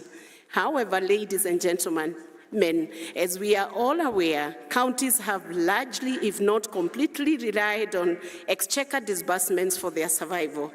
On-source revenue as a financial lifeline for counties still remains a mirage. Yet, it is on-source revenue that promises to guarantee the ultimate financial liberty and autonomy that devolved units so much crave for, and which are all certain would make devolution sustainable. This is the scenario we should now confront and seek to change. We need a paradigm shift in the way we perceive funding models for the counties and the role of own-source revenue in attainment of the goals and objectives of devolution. As the sub-theme of today's engagement in this conference outlines, namely resourcing devolution for service delivery, we must now boldly interrogate the approaches deployed in the last 1 decade in financing our devolved sectors and be ready to embrace new ones that guarantee sustainability and adequacy. The next phase of devolution should accord itself the target of transforming own-source revenue to be the primary artery for county financing and exchequer funding, the secondary one. In my view, this is what should now constitute the crux of deliberations and collaborative engagements between county governments, the national government, and development partners. Undeniably, this will occasion the need to enhance capacity of devolved units, both in terms of available infrastructure and human resource needed to undertake this task. As I conclude, ladies and gentlemen, I wish to reiterate that as the Senate of the Republic of Kenya, we are fully committed to supporting the transformation through necessary legislative interventions and the requisite legal framework. And if I would want to bring this to your attention, Senate Devolution Committee has already recommended some amendments to be moved, recognizing county assemblies forum in law and delivering financial autonomy to county assemblies for better and effective oversight.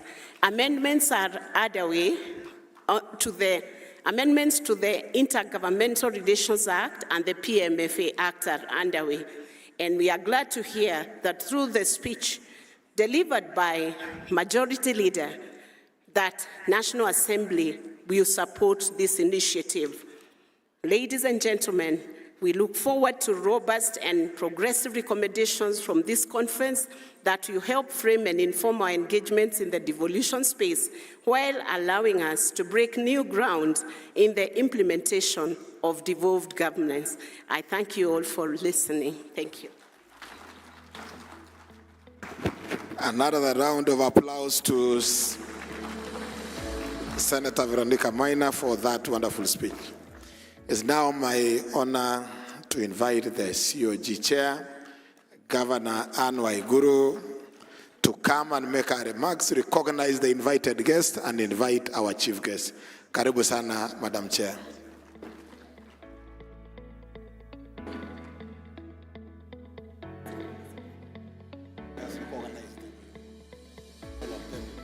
Again? Yeah.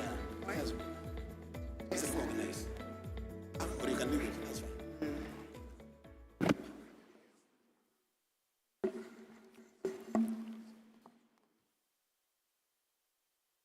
Our guest, our chief guest today, Your Excellency, Right Honorable Raila Amolo Odinga, former Prime Minister, Excellency Governors and Deputy Governors present, members of the Executive, Cabinet Secretaries and Principal Secretaries, representatives of constitutional commissions and independent offices, leaders of Uasin Gishu County and the Great Rift region, ambassadors and high commissioners, members of county assemblies, all national government and county government representatives, private sector and civil society representatives, and development partners, international delegates, distinguished ladies and gentlemen, good afternoon. Allow me, before I begin, not to go through the whole recognition that we did yesterday. I think yesterday we already recognized all the participants that are here. Your Excellency, Right Honorable, former Prime Minister, there's representatives from the county executives. We have representatives from the county assembly, quite a huge number. We have speakers, deputy governors. We have from the national government, cabinet secretaries and principal secretaries. We also have a diplomatic community also represented in this room, private sector, and many other partners that are with us. So allow me not to go through the individual representation or recognition of the people who are here. We already did that yesterday. We also have most of our governors from the various counties who are here, and we recognized them yesterday by name. Allow me to mention just two that were not recognized yesterday. We have some former governors. We did not recognize them yesterday, so if there's any former governors in the room, kindly stand up just for us to recognize you. Yes, we have the former governors. I would like to recognize two former chairs of the Council of Governors, Governor Wycliffe Oparanya, Governor for Kakamega, former Governor of Kakamega, and Governor Isaac Ruto, also former Governor of Bomet and was also chair of the council. We have former Governor Mwangi Wairia from Murang'a, who was also former vice chair of the Council of Governors. On behalf of the Council of Governors, I take this opportunity to welcome you, Right Honorable Raila Amolo Odinga, former Prime Minister of the Republic of Kenya, to the Devolution Conference 2023. As a council, we are honored and truly privileged by your presence here this second day of the conference. Your Excellency, Right Honorable, this year our discussions are guided by the theme, 10 years of devolution, the present and the future. And the sub-theme is driving transformation from the local level, county governments as the center of economic development. County governments are now 10 years old. The discourse in this conference will revolve around Kenya's devolution journey since 2013, the ups and downs, the slips and the skips, the challenges and the triumphs.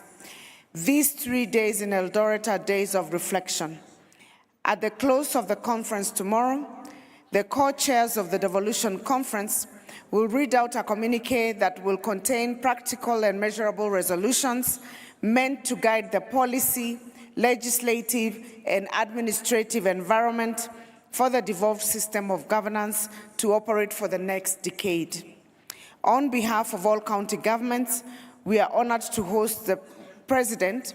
We were honored to host the President yesterday and his deputy, who will come tomorrow, and the Right Honorable former Prime Minister, Cabinet Secretaries, the Speakers and Members of Parliament, Ambassadors and High Commissioners, Chief Executive Officers of multinational corporations, and many more distinguished guests. I acknowledge and appreciate that the drafters of the overall program and the breakaway session programs align them to the President's bottom-up economic transformation agenda.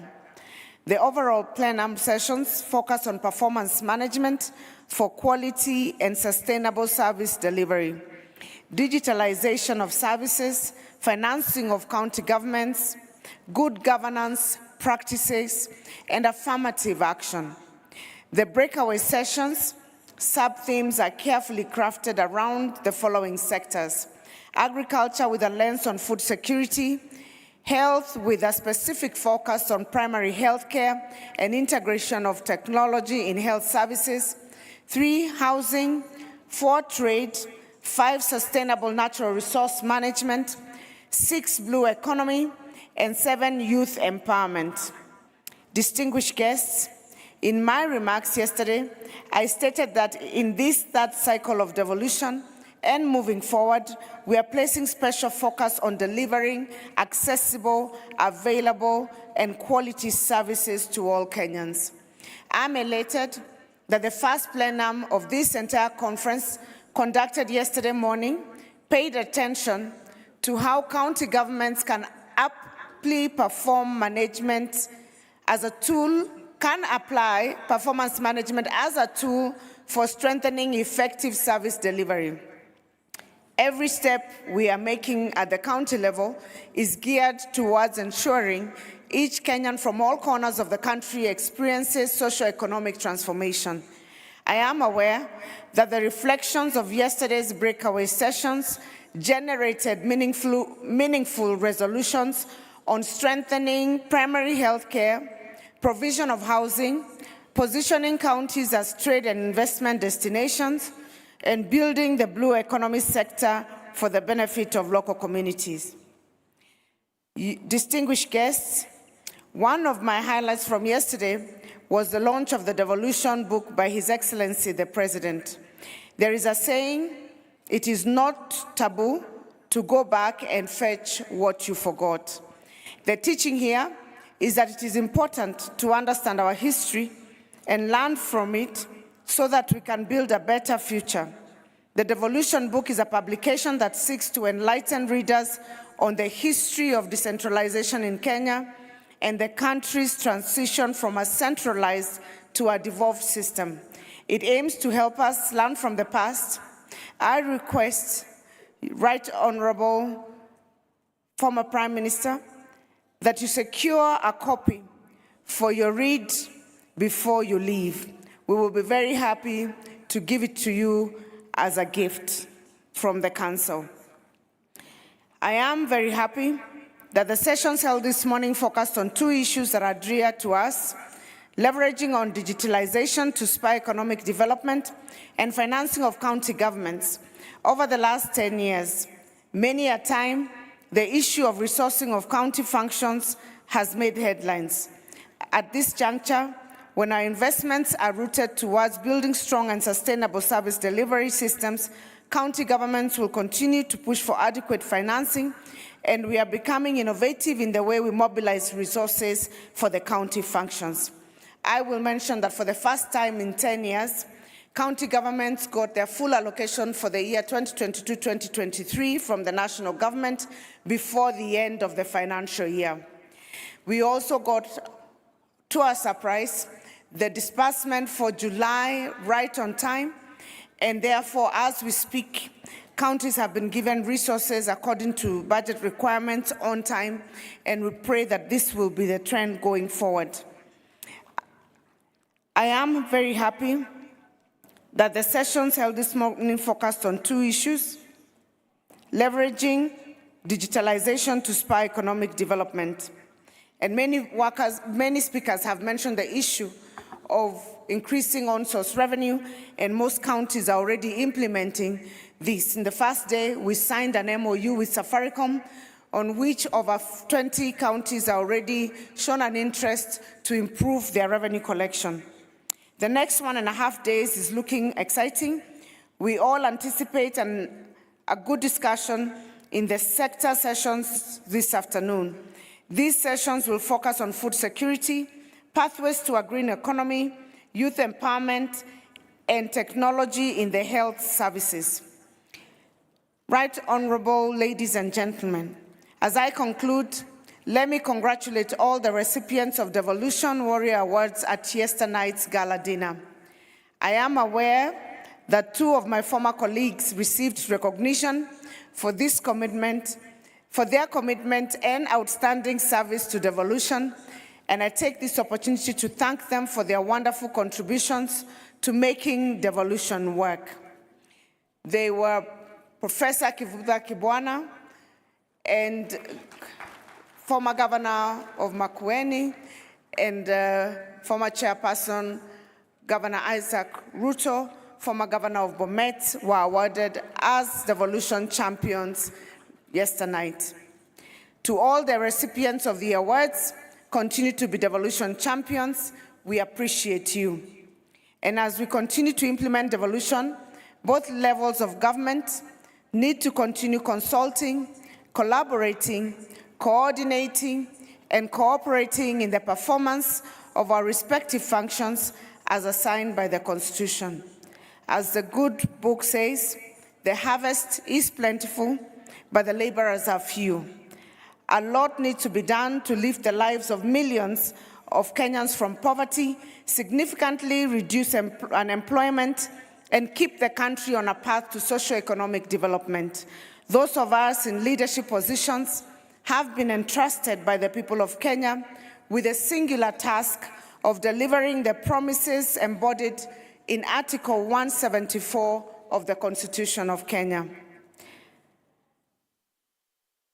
I now would like to take this opportunity to invite Your Excellency, the Right Honorable Raila Amolo Odinga, former Prime Minister of the Republic of Kenya, to make his keynote address. Thank you and God bless you.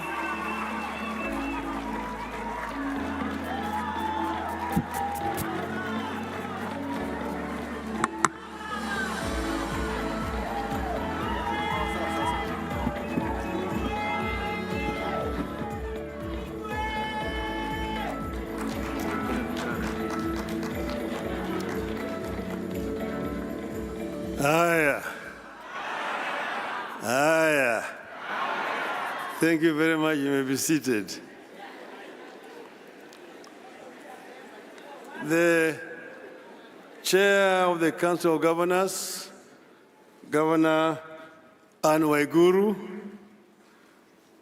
the Deputy, other governors who are here present today, all protocols observed, ladies and gentlemen, hamjambo. Hamjambo tena. Hey, I feel very, very delighted and intimidated to be in front of you here today. I am happy to come. I was invited to come, and I was reminded that this is the 8th of the summit that we're holding. And I just realized that I have been with you in all the 8 summits that you have held. So I was very happy to come again here today. Now, before I say anything else, I just want to introduce those who have come with me. 2 you have already been introduced. Your immediate former chairman, Governor Wycliffe Ambetsa of Paranya, former Governor Kakamega, and Governor Mwangi Wairia. But I'm also here with the former Minister for Defense, the leader of DNA Party, Honorable Eugene Wamalwa. I'm also here with the chairman of Roots Party, Professor George Wajakoya.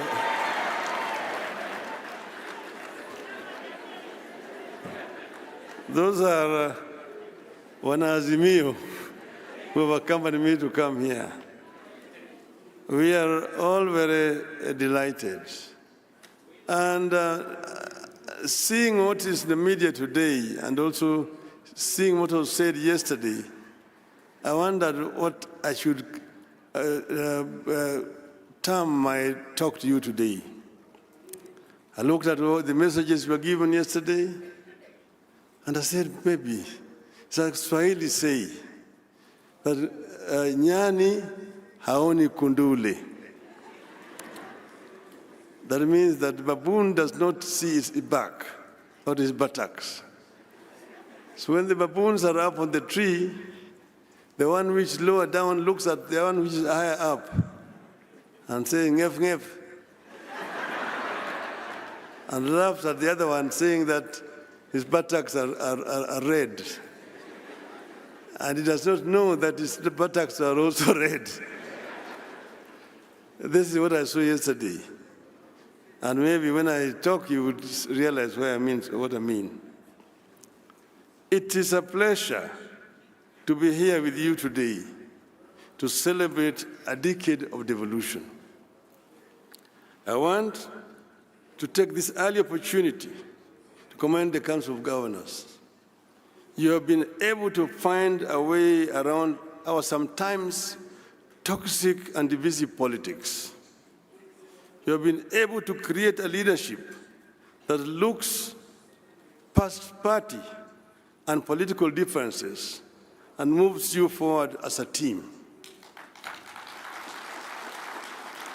I commend you for your ability to mend fences and build bridges. I want to encourage you to continue on this path of consensus building, mutual respect, and decorum. 10 years into devolution, Kenya is a much transformed landscape with an amazing opportunity for rural economic revival and transformation. There is now economic life in rural areas. Some previously dead towns and market centers are beaming with the life after devolution. The prospect of Kenyans taking charge of their destiny and driving their own development is alive today because of devolution. A new middle class, whose members have not stepped into any major city in Kenya, is rising in the villages across Kenya, thanks to devolution. Devolution's success is a success story. It's a testimony to what we can achieve as a nation when we decide to pursue big dreams, no matter how daunting the obstacles may seem. As a country, we must congratulate ourselves for having endorsed devolution 13 years ago. And we must always remember it was not an easy victory. When we first unveiled devolution as a campaign platform in 2007 election, The proponents, including yours truly, were vilified and accused of planning to break Kenya up. We stood our ground and pushed devolution into every political conversation in Kenya, and we won. I am aware that even today, as you try to imagine and dream how best devolution can deliver more for our people, as you try to test and stretch the limits of devolution, you face skepticism and fears that you may be wrong and that it might destroy your political careers. My advice is that you dream on and soldier on. And I know that anybody who decides to go and run as a governor is himself already convinced that devolution can work. And I encourage you to remember the words of President Franklin Roosevelt. I quote, "The only limit to our realization of tomorrow will be our doubts of today. Let us move forward with a strong and active faith," unquote. Devolution continues to have doubters, but devolution can no longer be a loser without the nation losing. Excellencies, at this forum, I have the warm feeling of a person among friends who think alike and have the same goals and aspirations. As far as devolution goes, my aspirations and those of the governors are aligned. We may have differed here and there about the management of our affairs at both the national and county levels. But when it comes to devolution, I believe our differences are only as to the method of attaining a goal. There has never been, and there shall never be, an argument between us about the goal. We all appreciate devolution. We all want devolution. In some counties, devolution has achieved in 10 years what the national government was never able to achieve in 50 years. We know the challenges facing devolution. For instance, funding remains inadequate and its flow uneven and unpredictable. The controller of budget and central bank need to relook at the law. The County Allocation of Revenue Act, CARA, contains a disbursement schedule. And I was sitting next to the former governor, who is now the Minister for Finance, and I told him exactly the same thing. Therefore, the administrative step of Treasury writing a letter to CBK to release funds should not arise. CBK should implement CARA full stop. Bureaucracy at the Office of the Controller of Budget continues to hold back devolution. There's a worrying clash of vision and responsibility between county chief executives and the members of county assemblies.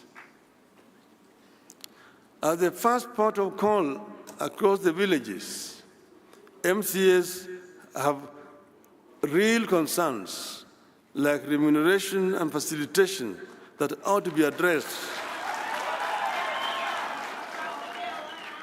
That ought to be addressed in the interest of harmonious working relationship with the county dream bearers who are the governors. And you see the Nyani Aoni Kundule. Across the 47 counties, the wage bill has become uncontrollable and continues to eat into what should go into the development. Even more worrying is the continuing duplication of functions. more money continues to be spent at Afya House, Kilim House, and Maji House in Nairobi for the roads that are devolved. Nyani aone kunduli.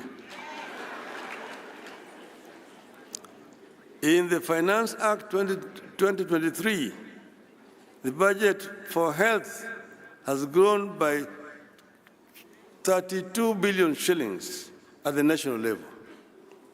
Recurrent expenditure alone has increased by 17%, yet most of the health functions are devolved. Today, fertilizers are procured and distributed by the national government. Affordable housing is being conceptualized and implemented by the national government. The government wants to build markets and employ community health workers. All these are devolved functions whose money should be released to the counties.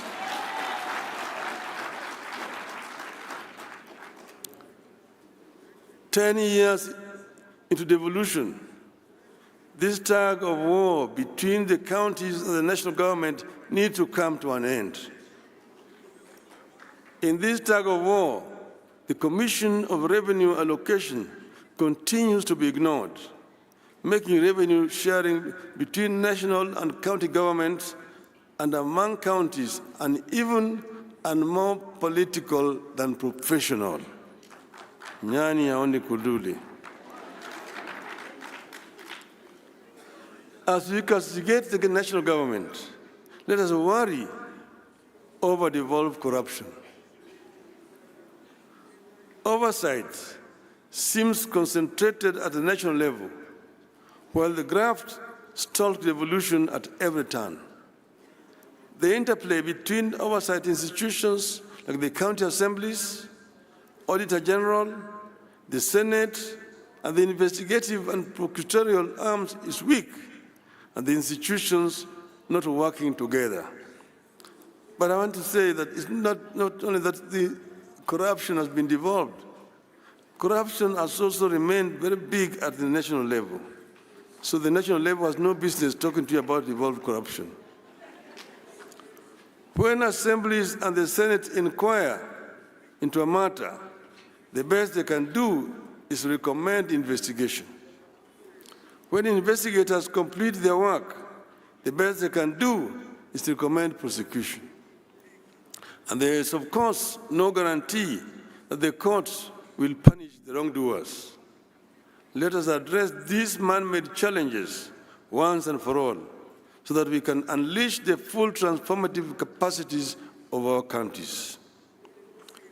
We need a constant and consistent monitoring of all laws governing devolution to ensure their implementation and to add statutes whenever they are needed. Your Excellencies, ladies and gentlemen, we meet at a time our country is facing real grave threats. This is a reality check backed by government data. The economy is struggling. Our national currency is severely weakened. The shilling has fallen by 10% since March this year.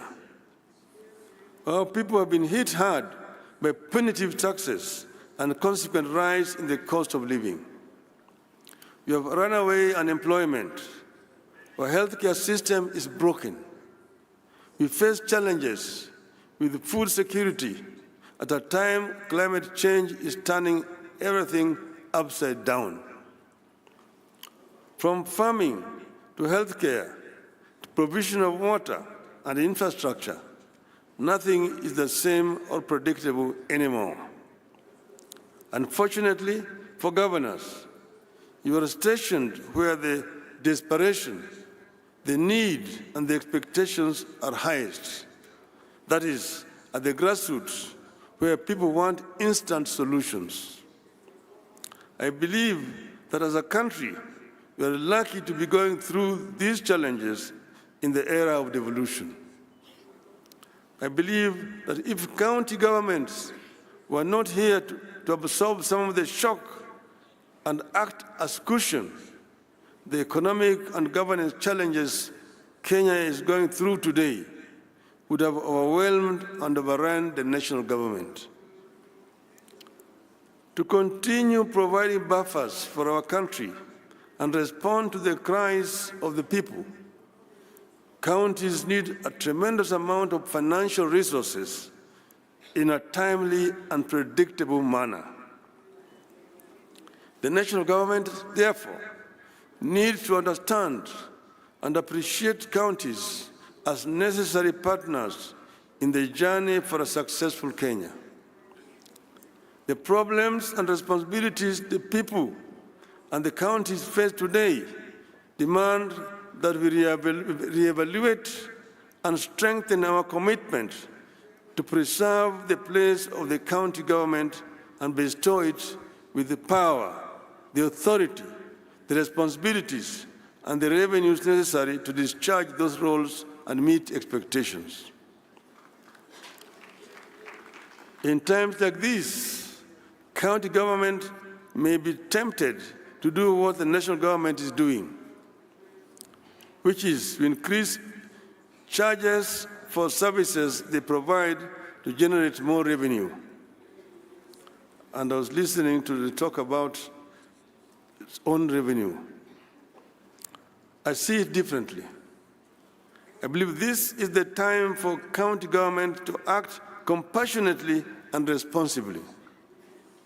The problems our people face today require that we invest within our means in programs that create jobs and put money into the people's pockets. Counties don't have to copy and paste what the national government is doing. I encourage you to be own models for innovation and creativity. Rather than extract more from the pockets of equally suffering masses, I encourage you to continue to provide communities and families with the tools they need to succeed so that they can, in return, finance counties without too much pain. Being on the ground, governors have no time to get into a lot of ideological debates that consume our politics in Nairobi. Counties should have no time for merely making commitments and announcements. Governors have to be practical. You will do well and set examples when you back up your pronouncements with concrete action at the level of policy and practice. I believe that the work that you do, if done well, will with time have a concrete impact on the debate at the national level. This is the time to provide record amounts of assistance to our farmers to enable them save us from the routines of famine, food imports, and food inflation. This is the time for financial inclusion programs and ensure the money reaches the intended recipients. This is the time to work on turning your towns into smart cities of tomorrow, equipped with world-class amenities. I encourage you to soldier on and double your efforts at light manufacturing and value addition as a way of generating revenue and putting money into people's pockets. With focus, you should be able to set up world-class investment and industrial regions along dedicated corridors of your counties to aid manufacturing. I want to encourage you to particularly promote labor-intensive manufacturing because it puts money into the people's pockets. And I'm talking to you as a manufacturing engineer.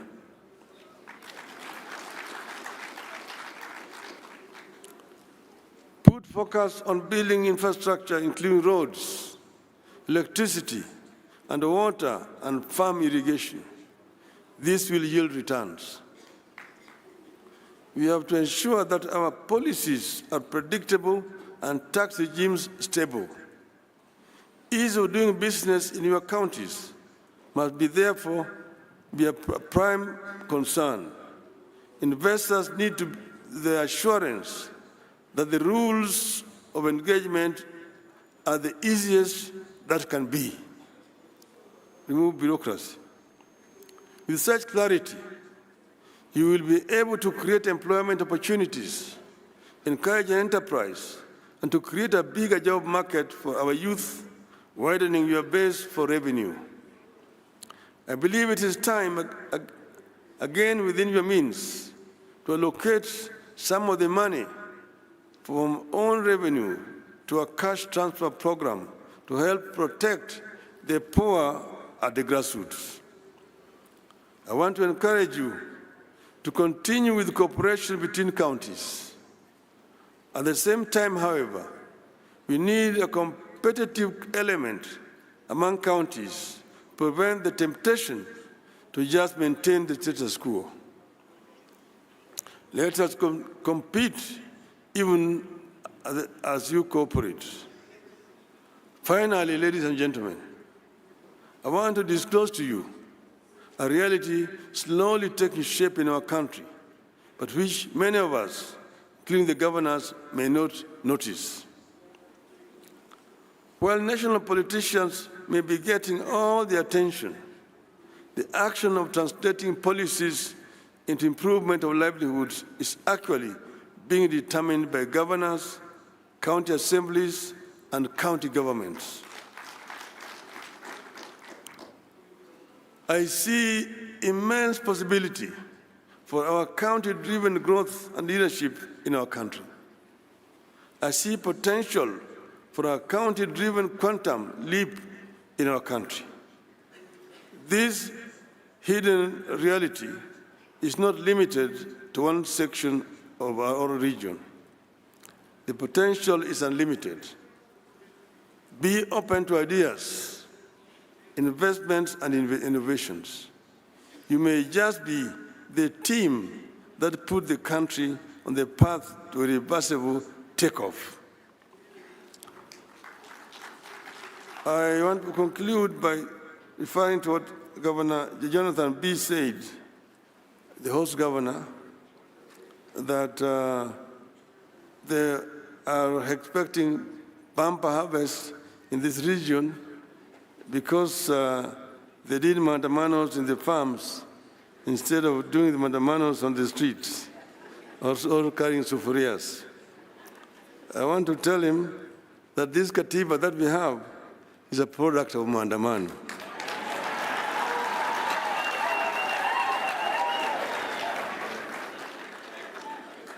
And I also want to remind that if mandamano can help families whose children were cheated or money being taken to Finland, there's nothing wrong with mandamano.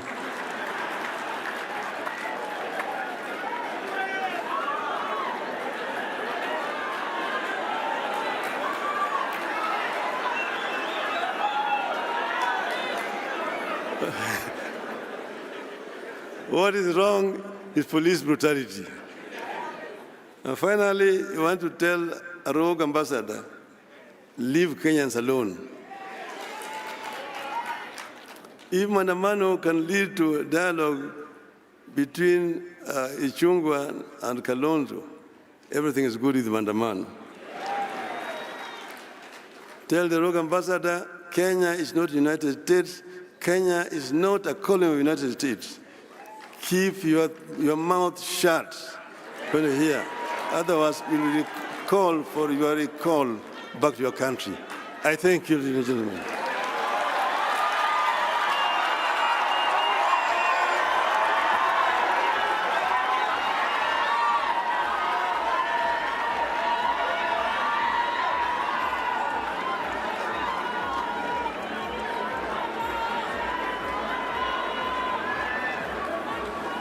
Thank you very much. Another round of applause, please, for the former Prime Minister, Right Honorable Raila Odinga.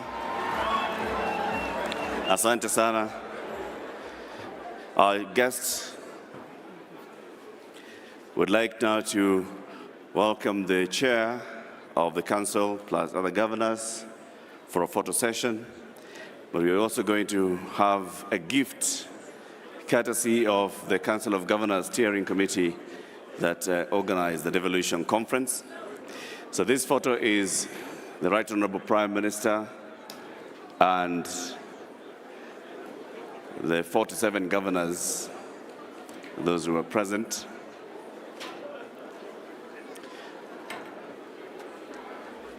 The next photo is going to be the Right Honorable Prime Minister and senators present. You've done it. Asanteni sana, asante sana. Oh, Governor Malombo was not caught in the photo. There you go. Asanteni sana. Next up, I'll call the senators who are present. The senators who are present to come for this photo with the Right Honorable former Prime Minister. Asante sana, governors. Thank you very much, governors. Senators, a photo with the senators.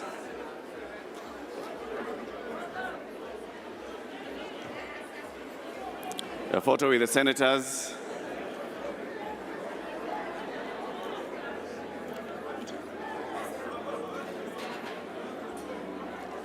A photo with the senators. We'll also have a photo with deputy governors present and another one with members of the National Assembly who are present. Senator Mugeni, thank you. Thank you very much, senators. Next up, I want to call a photo with the deputy governors, led by the chair of the Deputy Governors Forum.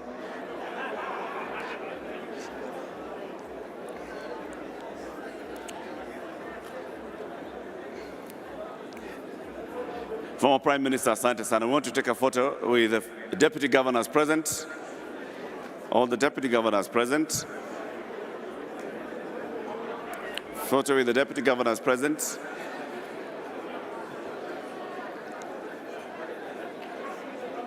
A quick one, deputy governors, tafadhali.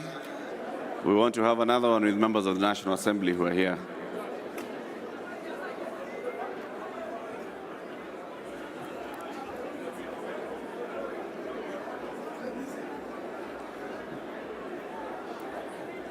Asante, asante.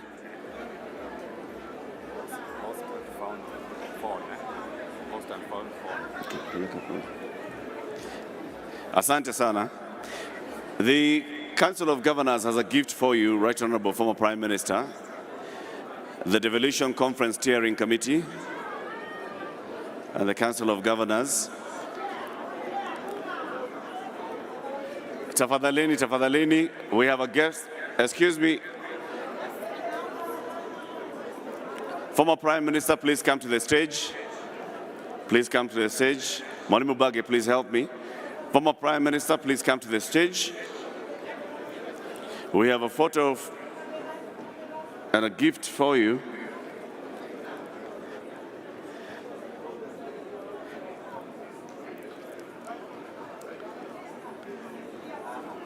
This is a gift from the Devolution Conference Steering Committee.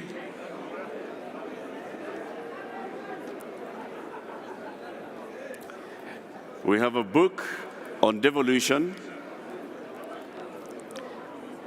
Governor Anno Iguru, the chair of the Council of Governors, flanked by the vice chair, who is also the chair of the Devolution Steering Committee.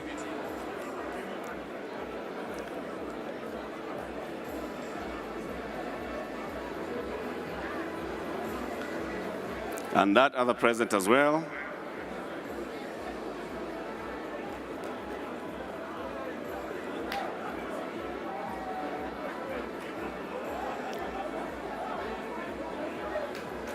Asante sana.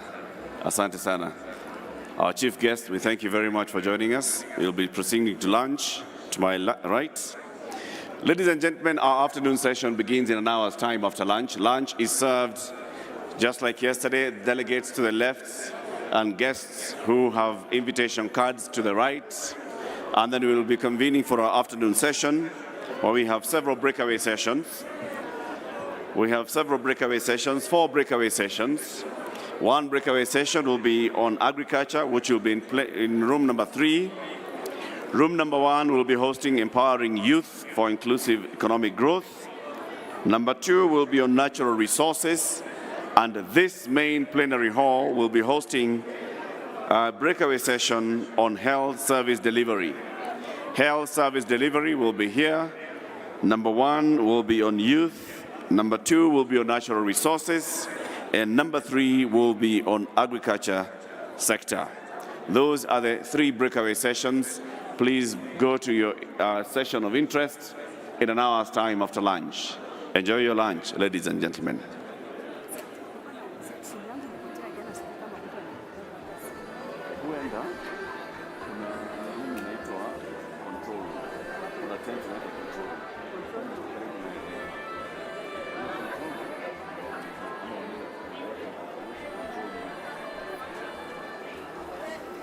If you have lost any of your valuables, there's a tent written control room, and we'd like you to go there and look for it. If you have found something and you'd like to hand it over as a lost and found, please take it to the control room as well.